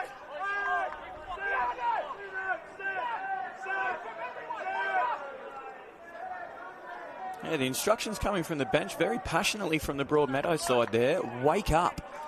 Edgeworth have come out, moving the ball quite quickly. The better team to start this second half. So see if Kresner can get a reaction out of his team. Also the conversation restructure that Pete McGuinness had at half-time seems to be working. I see Ben Conway very animated, barking instructions at his team, and a lot more positivity. Jaden Stewartson thought about trying to pull out the scorpion kick there. I was going to hurt if he did execute it. I can feel it in my hamstrings. Ball pinballs around, and now Wowries feeds it forward. Finds McManus. Bodies colliding, spills forward for Delgado, and they go on the quick break here. He's got Palambini on his left if he can go there. Kresner centrally if he can get the touch here. Past the keeper, off the woodwork. And in. Ben Conway's taken a collision, but the goal stands, and it's James Kresner who goes in and celebrates in almost the identical spot to where Reece McManus celebrated in the first half. And it's 3-1, but Ben Conway is still strewn on the ground. Yeah, completely within his rights to go for that one. Kresner, very, very 50-50 challenge with Conway coming out there, and he's come off the worst in that encounter. And we see Broadmeadow move the ball quickly through the thirds, through the middle, touch pass, play at tempo, in behind, and that's a fantastic finish. Conway come out well, covered the majority of his goal. That's gone in off the post, very fortuitously for Broadmeadow, but that's fantastic play. Well, it was the instruction, wake up, and they're certainly awake now, and they've now got a 2-goal lead. And it's amazing how that can happen. Edgeworth had the dominance for the opening stages of this second half exchange, and then all of a sudden Broadmeadow one sniff, and Kresner just came firing through and got to the ball and pushed it to the inside of that right post to add to their lead. Unfortunately, in the follow-through, as Conway came out as well, they both collided with each other, and he's having to get a little bit of treatment. That's what good teams can do so quickly. Don't think...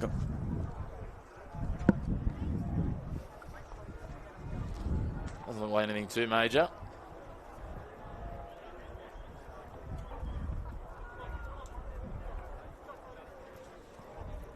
Wonderful finish, though, by Kresner. He just had to get out so hard after that ball and just pushed it in, caressed it inside that right post. He knew he didn't have to kick the cover off it. Just had to get to the ball and get it past the keeper on target. Yeah, the timing of his run did all the hard work. Momentum carried him through, in behind, in between the two centre-backs. It was a hard ball to play forward. That's a fantastic Broadmeadow goal. Now Edgeworth need to find the response to try and get themselves back into this contest, because if Magic score next, you feel it'll be all over.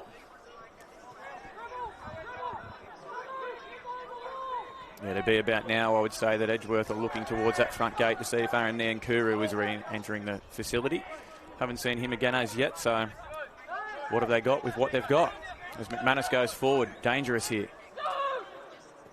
Plays the ball in well behind, looking for Stewartson to make a run, just didn't quite have the pace to get there. It might have been potentially played forward for Kai Hurd, just inverting off that right-hand side. We can see he's gone to the right in this half, and Flynn Goodman over to the left. As Broadmeadow counter again. Delgado's going to put the accelerator down, and Jones is just happy to steady and hold the line inside. He's got Smith back in the corner of the 18-yard box. He'll play it across more in that higher position. Heavy touch. Sutherland tries to get to him. Smith comes away. Will he take a shot here? He does, and Conway well and truly up to the task. Didn't really challenge. There's been a couple of times today Smith's taken the shots, and they just haven't had enough pace on them to really push Ben Conway. It's dangerous there from Edgeworth, sitting that far off in the 18-yard box, allowing Smith to play with his quality to be able to strike. Tom Beecham goes down in a side-to-side collision. Reece McManus arguing his case with the referee. I don't think the referee was asking for a defence. I think, to be fair, they were both going for the ball, and from what I saw into the corner of my eye, it looked like Beecham had just sort of stepped across, not realising how close to McManus was, and they both had eyes for the ball. So there's no real objections from Tom Beecham. He was just in a little bit of pain when he went down the ground. Yeah, it looked pretty innocuous to me.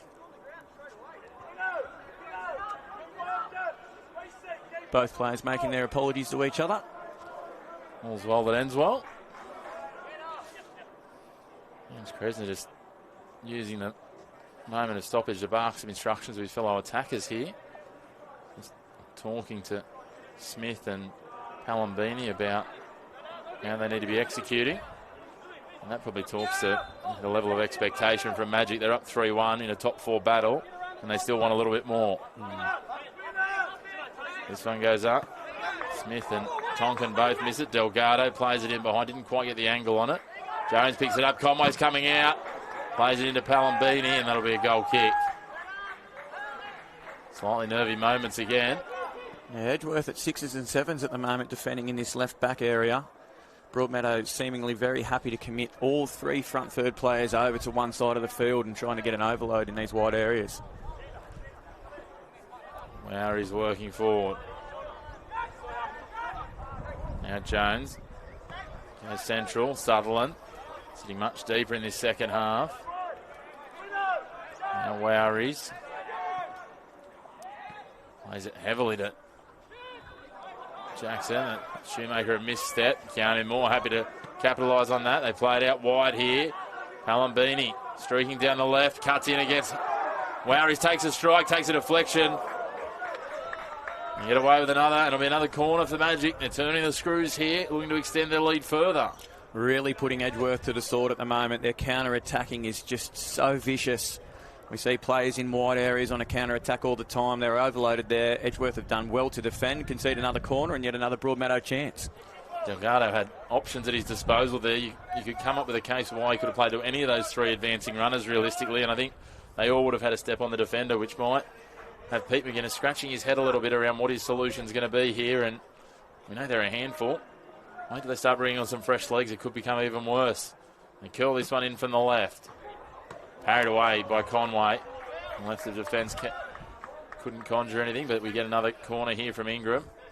Almost an Olympico there from Will Ingram with that in-swinging left foot of his. Probably arguably the best left foot in the competition. Right up there, wouldn't it? Palambini runs towards him, floats in, finds the head of Smith. Pinballing around, headed up. Beecham, I think for a split second he thought he'd caught Conway unawares, but Conway stands up to the mark again and then straight away runs down and puts this up in the air as the 2 players share it. And McManus tangle there. Goodman now coming ahead. Hurd plays it in behind for Goodman into the box. He's wide, needs to pull up to create the angle. And Jeremy Wilson using all of his experience there. Goodman now in the corner of the 18-yard box. Looking to maintain possession as much as anything. And there he is, turns it over again, and the numbers come forward. They're 4-on-3 through the middle with players trying to recover here. What can they do? Palambini, Kresner straight through the middle, pushes wide to Delgado. Will he take a strike? He cuts back. Wowries gets a boot in, and another wave arrives. This time it's Simmons. Tonkin recovers. Keanu Moore's there now. Pushing numbers forward again, the Magic. Simmons a missed touch. And then the pass is a little too wide in the end. Whatever changes both teams have made at half-time has proper opened this game up. It's end-to-end at the moment. So much space in counter-attacking moments going through the middle of the park. This is enjoying the watch. I feel that both coaches would be marginally upset with how vulnerable they are at the back in counter-attacks at the moment. Yeah, you just feel that this game could have quite a few more goals in it. The way it's playing out, it's opened right up as you touch on. Both sides all out on the attack as we see now McManus. The only thing that seems to be stopping goal scoring is errant passing at the moment. And there's plenty of that. There's Beecham. Decides to go all the way back to Axford. He'll roll it out and away they go again here through Wilson. Wide to Palambini. Been an absolute handful since he's come on at half-time. Simmons. Float it forward here. Palambini again. Down the line. Just takes a deflection. It'll be just short of halfway. Throw in for the Magic. Feel like a major difference structurally for Broadmeadow is Simmons coming into that deeper area in midfield and Keanu Moore being able to do what we've seen him do for so long, attacking in those areas, so dangerous with the ball. He's a handful at the moment. Hurd plays it in. McManus streaking away to the top of the 18-yard box, takes a shot and puts it into the top netting. He's got a double, and all of a sudden the Eagles are back into this at 3-2. He's looked the most dangerous for them all day, and he gets his second goal there to close the gap to 1. On the counter-attack, yet again, we just spoke about how lethal both teams were on the counter at the moment, how exposed both teams were at the back. Reece McManus had nothing else in his mind but to go straight towards goal there, and I tell you what a strike. Stunning finish. Kresner sends the Staunch and the signing onto the field in disgust, but there's nothing that Broadmeadow team could have done about that. Reece McManus, that is quality, young man. A little bit of credit needs to go to Hurd there. That lead-up ball that set him into that space. Again, since that restructure, Hurd's looked really dangerous, that combination. He didn't really seem to settle in the early positioning he had, but since half-time, just a spring in his step, going forward a bit more. Yeah, and McInnes knows how to get the best out of players. Hurd has looked dangerous in that wide area. I knew him in his younger years as a left or right-sided fullback. This seems natural for me to be on that right-hand side, Kai Hurd, and he just looks so promising to go forward. Moore. Interesting after that goal, all of a sudden this next little bit of possession, Broadmeadow just looking a touch rushed. Well, the game's frantic, isn't it? Has been since the second half started. Both teams end-to-end in transition, major spaces in midfield. This game could go either way now. As I said, it still feels with plenty of time remaining that you wouldn't be surprised if a bit like last week's game that they had Broadmeadow, it ends up 5-3, and I'm still not sure which way. It'd be something for Edgeworth to come back from 3-1 and take it 5-3, but you know, even a 4-all draw or a 4-3 win is well within the realms of possibility. Oh, it's good for the neutral viewer at home. Plenty goals. I feel like every time I come in with you, there's at least 5 goals. Obviously 3-3, the last game we did together. This one now 3-2. There's more goals in this game for sure.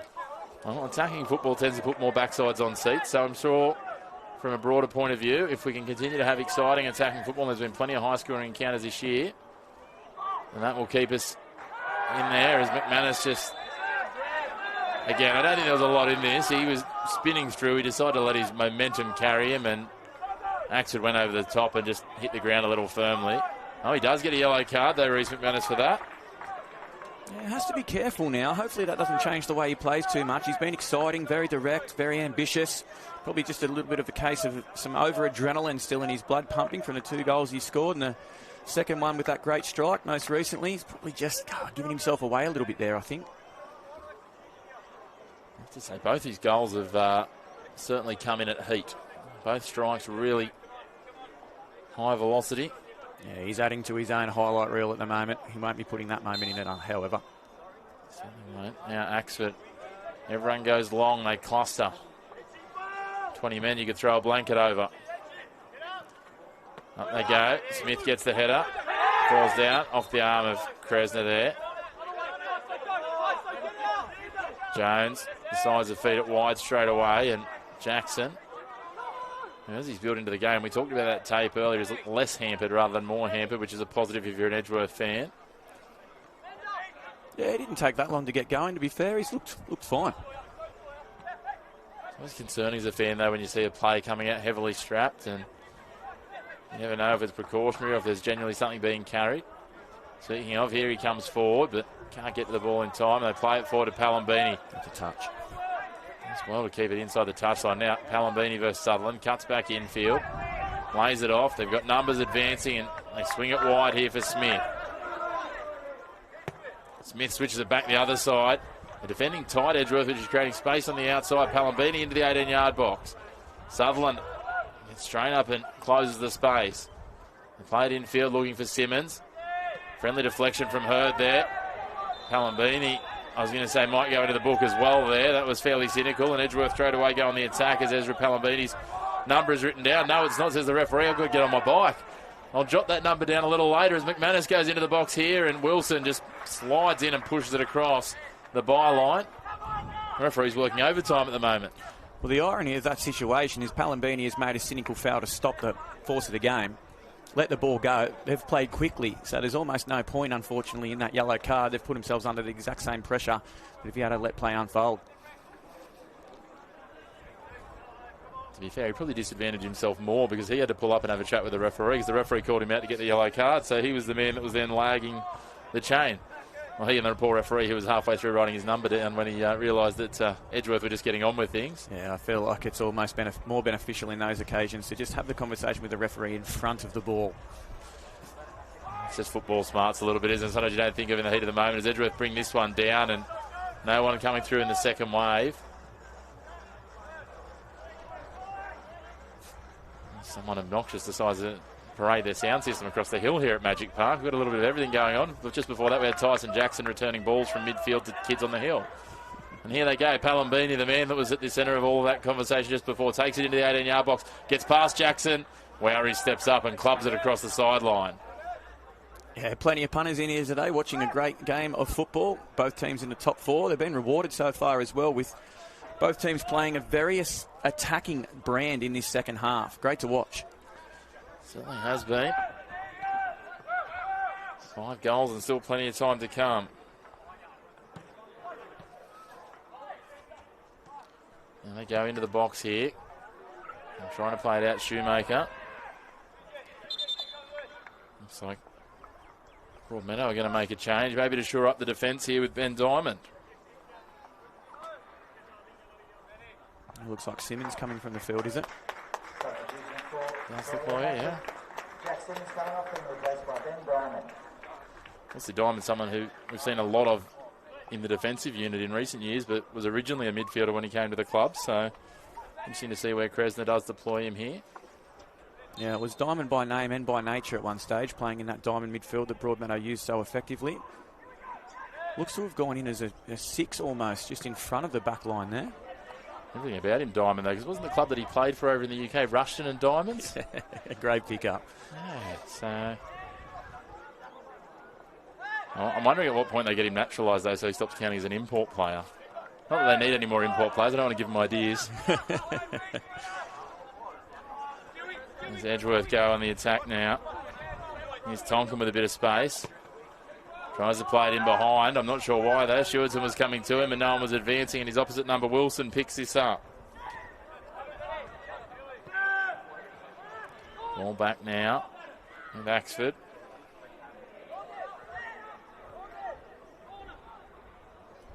Interesting to see Broadmeadow more than happy just to take the sting out of this game and go direct. Jones wins that header. Yeah, it's happy to just play it straight through, aren't they? Although this nearly spills dangerously for Delgado. Opportunity here if they can get it out in front of Palambini. It's heavy, but Palambini controls it. Back inside Woweries. Woweries did well to just slow him down enough with a little tug without giving away a foul. Sutherland sniffs in and sniffs that out. What a forward pass that was from Diamond, the man we were just talking about. Wilson throwing everything, including the kitchen sink, at that tackle on McManus there, as McManus appears to just throw it straight to Daniel Axford. Again, we'll have Pete McGuinness scratching his head, I would have thought. Might be a polite description of what he's doing down there. Yeah, much more polite than what he might be doing at the moment, I think. Edgeworth have done well to get themselves back into the game. Broadmeadow have dealt with that shift in momentum accordingly, and they're more than happy to keep the ball at the back now. They've taken the sting out of their counter.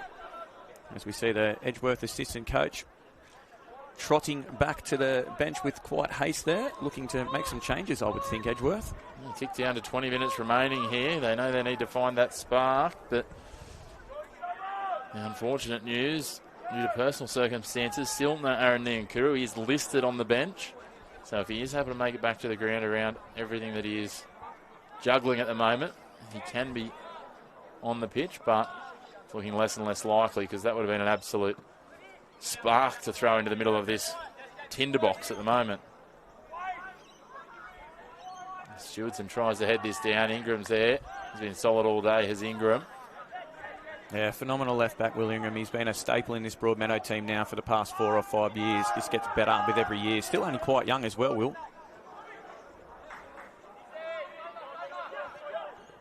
Trying to work it around now. Moore with a bit of space in front of him. Doesn't want to take it on, though. Plays it Delgado, who missed touch. They appeal for handball against Jackson. Delgado almost managed to trick himself off the ball then. Plays it infield. Palambini, nice return pass. Wow, he's just, I was going to say he slid in, but he just dropped the knee and planted himself there. Oh, that's quality defending Zandawaris to come out off the line and win a ball like that against a player of his opposition's number 9's quality there. What a luxury it must be to have a touch like that and have a couple of poor touches and they still come off for you and look unbelievable. A lot of appealing going on to the referee here and not a lot of involvement from a few players. So the referee's done a wonderful job a few times of avoiding needing to go to the pocket or call things that have been fairly minor infractions and are going both ways. So I feel like the appeals are coming more and more as the players start to fatigue. It does look very wet underfoot. Obviously a lot of rain in the Newcastle area in the past couple of days. Pitch does seem to be holding up okay, but it would be tough. It'd be very leggy, I would assume. Yeah, there'd certainly be some fatigue kicking in for some of these sides, and we were talking about this with you before. Certain clubs throughout the NPL are really having to balance workload with midweek games. There'll be some sides that will get the benefit of the long weekend off in a couple of weeks. Others, like yourselves, will have, the Australia Cup games. As Goodman goes into the box here, we might come back to that thought. Cuts back, will he take a strike? No, he puts it across. McManus bounces in, takes a deflection, and it was a friendly one for Axford. That could have been disastrous for Broadmeadow. Yeah, they've just about dealt with that, Broadmeadow. Very fortuitous the way that that's fallen to the keeper. It was a good chance for Edgeworth. The way that McManus has been striking the ball with his laces so far, I'm surprised he just didn't give that one everything and just challenge the keeper. Some frustration coming from the bench down there. Hopefully some words that weren't picked up by the microphone. But it just shows what it means to both coaching staff. As I was touching on before, quite a workload for some of the sides, and I think Charlestown and is it Cooks Hill maybe they've got a catch-up game to play on that weekend as well. So I mean, it's good for the punters. It means there's more football, and more football is never enough if you're a fan. Yeah, sometimes for coaches it's a headache though. Some teams getting a full weekend off there, and teams like Cahaba and Maitland and Adamstown potentially having to play 2 games that weekend. The structural things and the coaching demand and those things, it's how well you can manage that. Obviously, Cahaba beating Lambton during the week in the cup game and then a 7-goal turnaround to go down on the weekend. It's just very difficult to manage. It certainly is, and you're trying to think who it is. One of the sides, is it maybe Western they're going up to Pottsville near the border as well, and then if they win that, then they come home and play. So they'll come back here and play on the Monday or Tuesday as well. So congested lineup. Western no stranger to that after having made it through to the round of 32 last year. Nothing better when you're a footballer than playing matches in quick succession. You love to play. Nothing worse as a coach to try and manage it. Yeah, I think most footballers, we had this conversation last year, was only most footballers would happily replace most of their training sessions just with a game. Coaches, though, trying to manage the load, as Flynn Goodman, I think, maybe stopped that with his cheekbone. Yeah, quite literally using his head there in a defensive situation, Flynn Goodman. Magic trying to turn the screws, just keeping the pressure up here. Plenty of water going out to the Magic players at the moment. Plenty of cramp juice as well. Wouldn't be surprised to see a few changes in the next couple of minutes. Well, it is the one thing we talked about, that change at half-time. It does give one extra rotation of changes to Jim Kresner, which might have played into his mind if there was just that slightest of niggles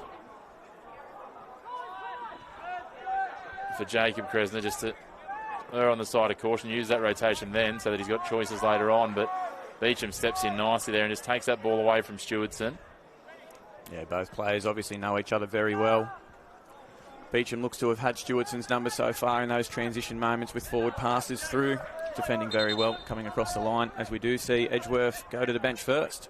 Double change for the Eagles. So Jaden Stewardson will come off, as will Jared Sutherland, his first hit out in the new colours. Yeah, both players getting through an immense amount of work, so fresh legs in those positions, no surprise. Alex Jones comes on, as does, looks like it'll be Ryan McAllister out there.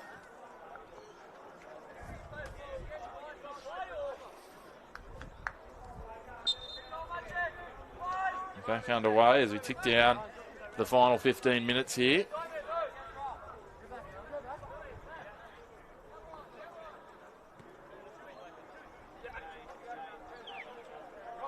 I think Edgeworth maybe even potentially looking to go man v man up the top, 4-2-4 almost now. And the spaces in midfield as a result. Certainly is, and more. Frees up Delgado. Lays it off there to Diamond. Ingram conjures something in. No, he decides better and goes back. The experience of Ben Diamond. We'll go all the way back to an advancing Axford who's come out of his 18-yard box.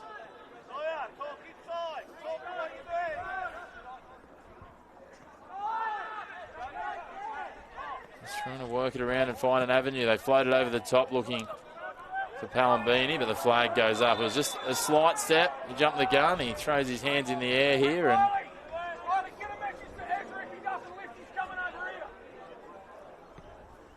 pretty clear message just sent out to Ezra Palambini via Riley Smith that he might need to step his game up a little. Yeah, if he doesn't lift, he's coming over here. Last time he was over here, he was celebrating with the goal. So interesting comments there from the bench. I'm assuming by that he doesn't mean he's going to play on the left edge. I assume he means he's going to sit back down. But anyway, who knows?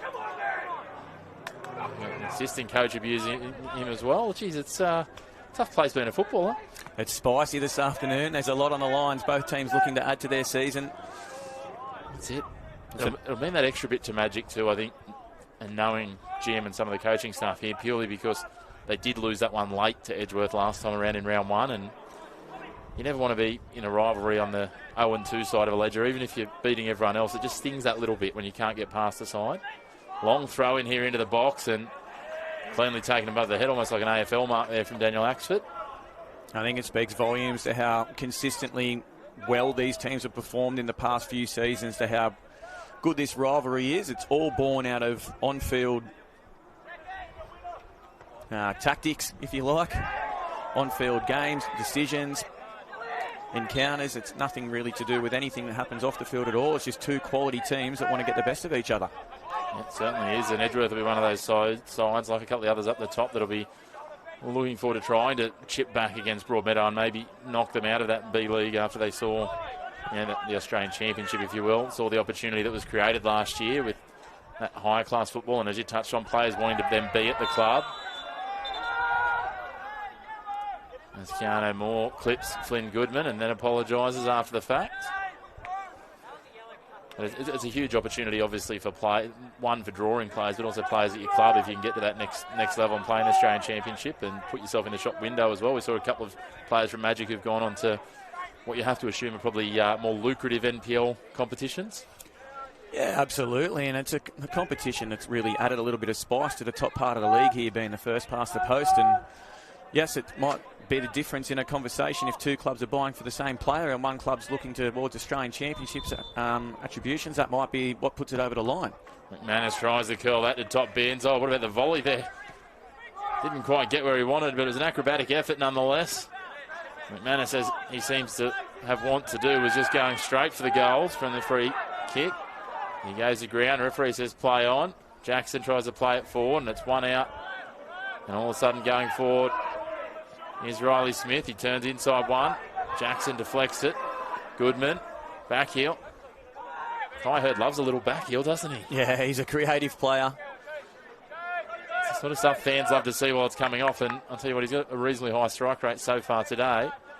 Wowry's with the diagonal ball looking for Goodman. Felt like that may have been instructions from the Edgeworth coaching staff at half-time to Kai Hurd to just play. Be brave enough to play, create something. When you're a youngster like that, you get called into these sides for a reason, and what you've been doing at the lower grades is obviously working. So it's easy, though, to get a little bit gun-shy and go back into your shell when you first make your mark here. As it's crossed dangerously to the back post, and they were slicing through their Shoemaker, but easily taken by Axford in the end, and he sets Palambini free on the counter. Palambini working it around.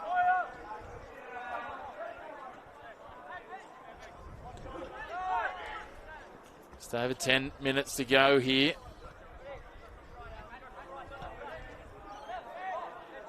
Magic happy to be a little cagey and just keep taking the sting out of it, as you described earlier, Blair, but we know how quickly something can change, and one goal lead isn't exactly comprehensive.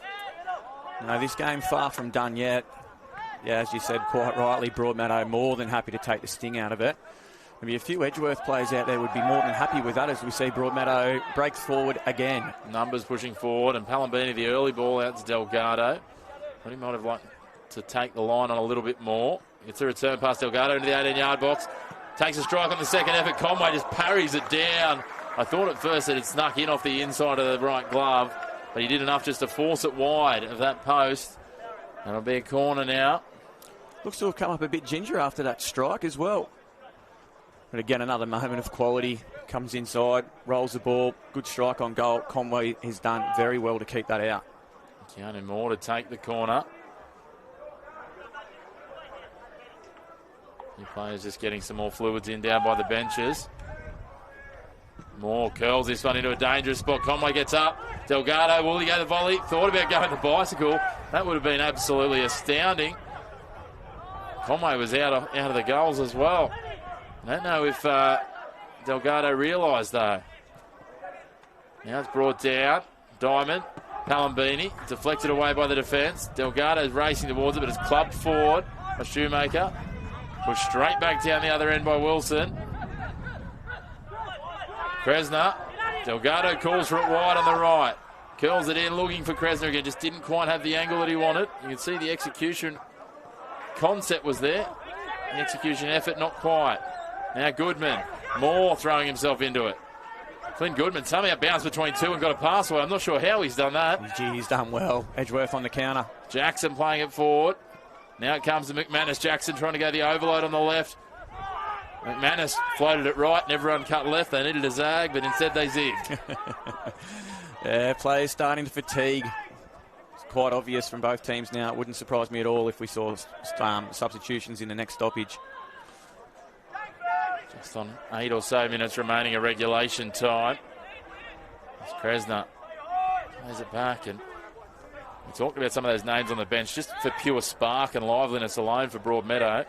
But whether or not they go there or they just want to play it defensively safe, it's Delgado, the heavy touch. You can see he is really starting to feel the weight of this turf in his legs. Yeah, he's labouring up front now. He's had a very impactful game so far. Not his normal self the last 5 or 6 minutes, completely understandably with the amount of work he's got through. I think the giveaway might have been when his mind wanted to go for the bicycle, but his body didn't want to go along for the ride. No pun intended there, but yeah, you can see he wanted to execute it. The legs just said, no, that's not happening. That's quite a good pun from you. That was really good. Oh, dear. My body regularly does things like that to me, but it's normally just getting out of a chair. I've got a couple of years on Luis Delgado, though. Now, nice little step over. He pulls it back. He says, okay, he's heard what we said, and the referee waves it off. Now he's prone on his back. The calves are tightened up, and he's going to just take a moment and stay seated. He's not in a hurry at all. Conway. Interesting to see the game stop, actually. A few punters trying to give the referee some instructions on not being able to stop the game for cramp, but to be fair, Ben Conway pulled it up there and gave the opportunity. If he had played on quickly, it might have been a different story. Well, the trainer's going to come out. You have to think that if the trainer's coming out for him, that might be a replacement coming. Yeah, I think it would be the safe move to make that substitution here. Broadmeadow will also be happy to take their time. I was going to say Luis Delgado looked like he's taking a variation of the route off, but the referees actually said to him just to go off the byline. Yeah, Luis Delgado said, yeah, I'm done, coach. That's me, Gaffer. Take me off. I've done my job. We're 3-2 up. Bring on someone with a bit more impact up top. Well, they're going to bring on Baker and Mann. So Baker will come on. And straight away heads defensive, which is an unusual thing for Jared Baker, but that's okay. What a luxury that is. Delgado off. And before the game, we saw Jared Baker presented with his 150th cap from Broadmeadow Magic. Man, it was such a key part of that double last year.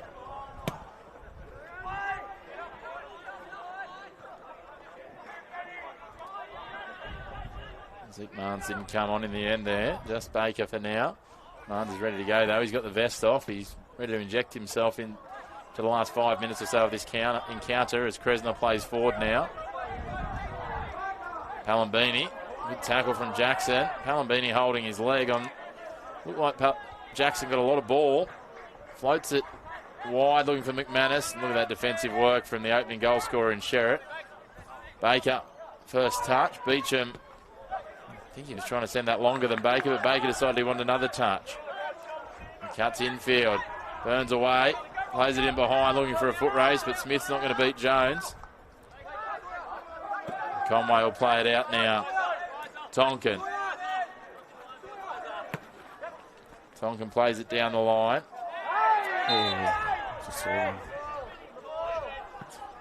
Sherritt trips over the man that he's fouled on his way back. A little bit of karma, maybe.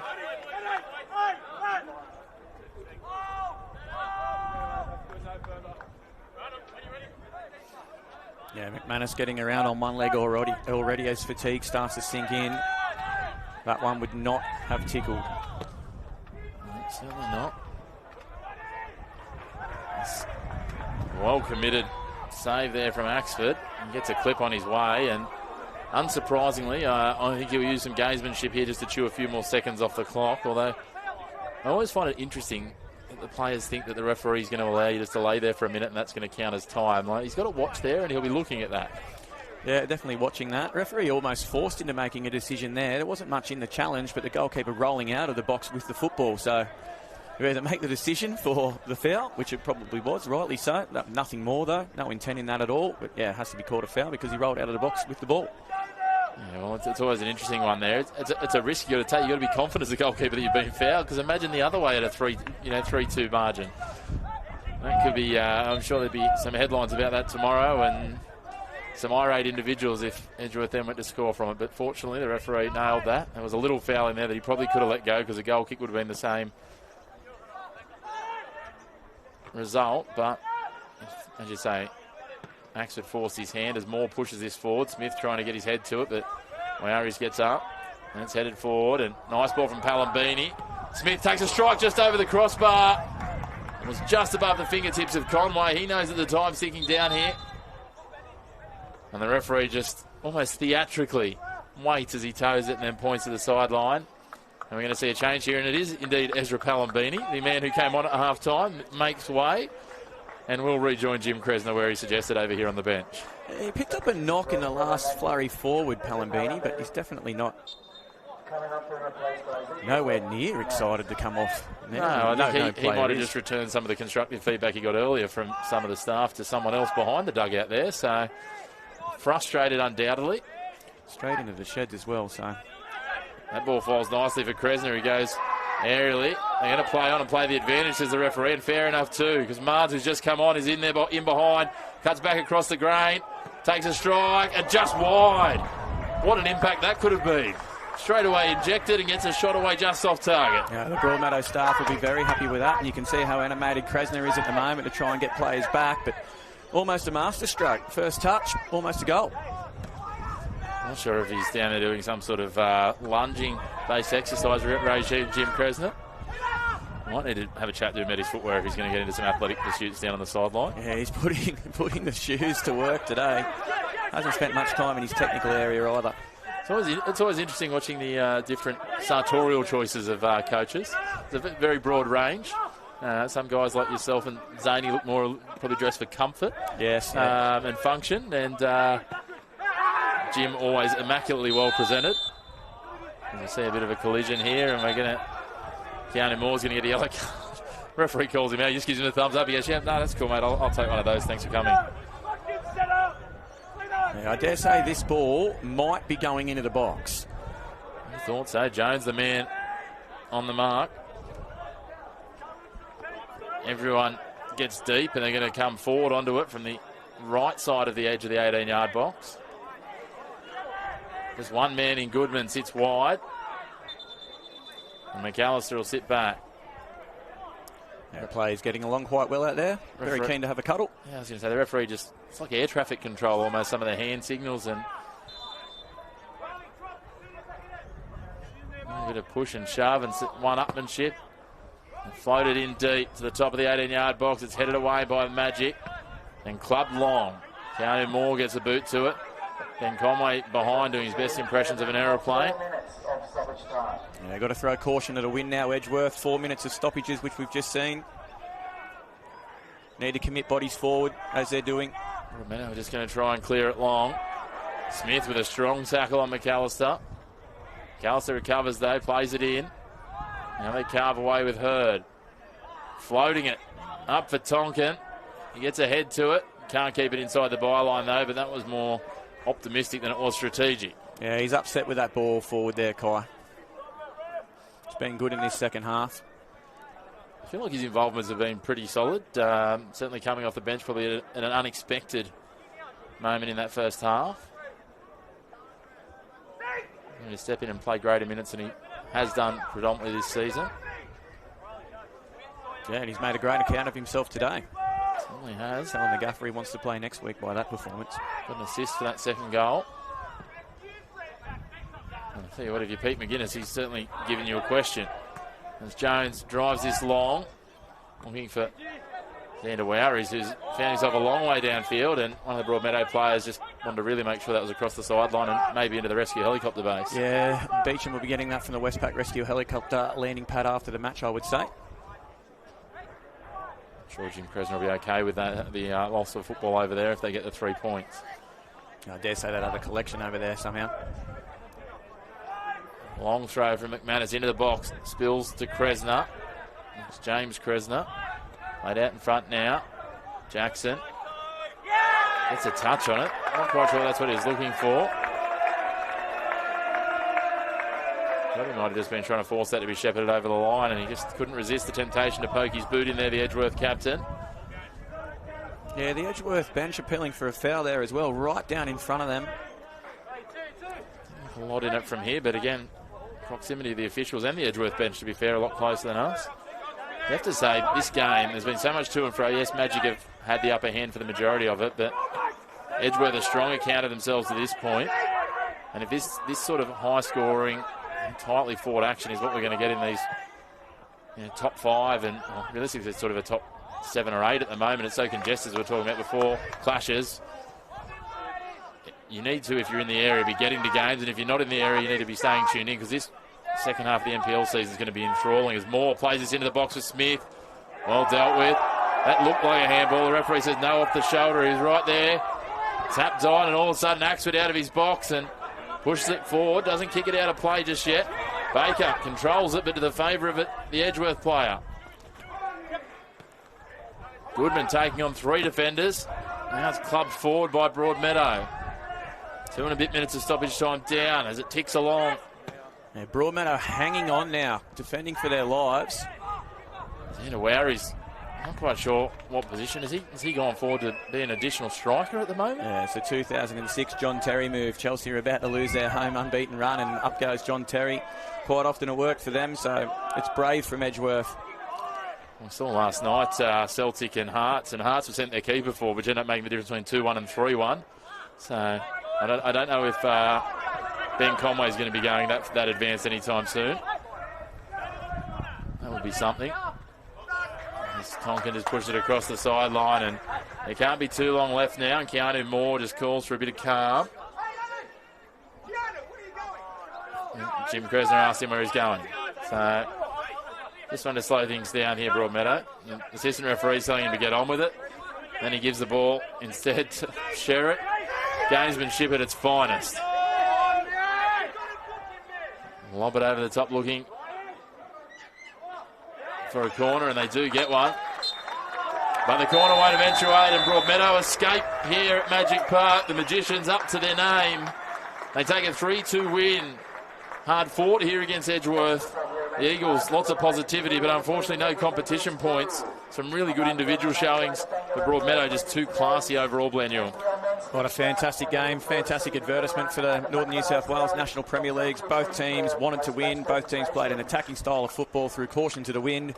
Broadmeadow, I feel, just had the better of Edgeworth in key moments. They certainly did. Adam Sherritt got the opening goal for them. Lewis Lara Delgado, a penalty, and then James Cresner, the sealer. Reece McManus was the star. 2 goals to his name, 2 absolute rockets. That will undoubtedly, despite the loss of the game, be in contention for goal of the week, I would have thought. Some of those strikes, especially the second one. Been a cracking encounter. Well done to Broadmeadow. We look forward to being back with you again next week. But as I said, straight from here, you can head straight on over, further on the YouTube channel to either our Match the Round of the Women's Maitland up against Lake Macquarie, or you've also got Newcastle Olympic up against Western to close out your men's round. As always, stay tuned here on the Northern New South Wales YouTube channel, live and free all season, every game, men's and women's, first and reserve grade. But on behalf of myself, Chris McPherson, and Blair Newman, a big thank you for tuning in, and we look forward to bringing you some more football very, very soon.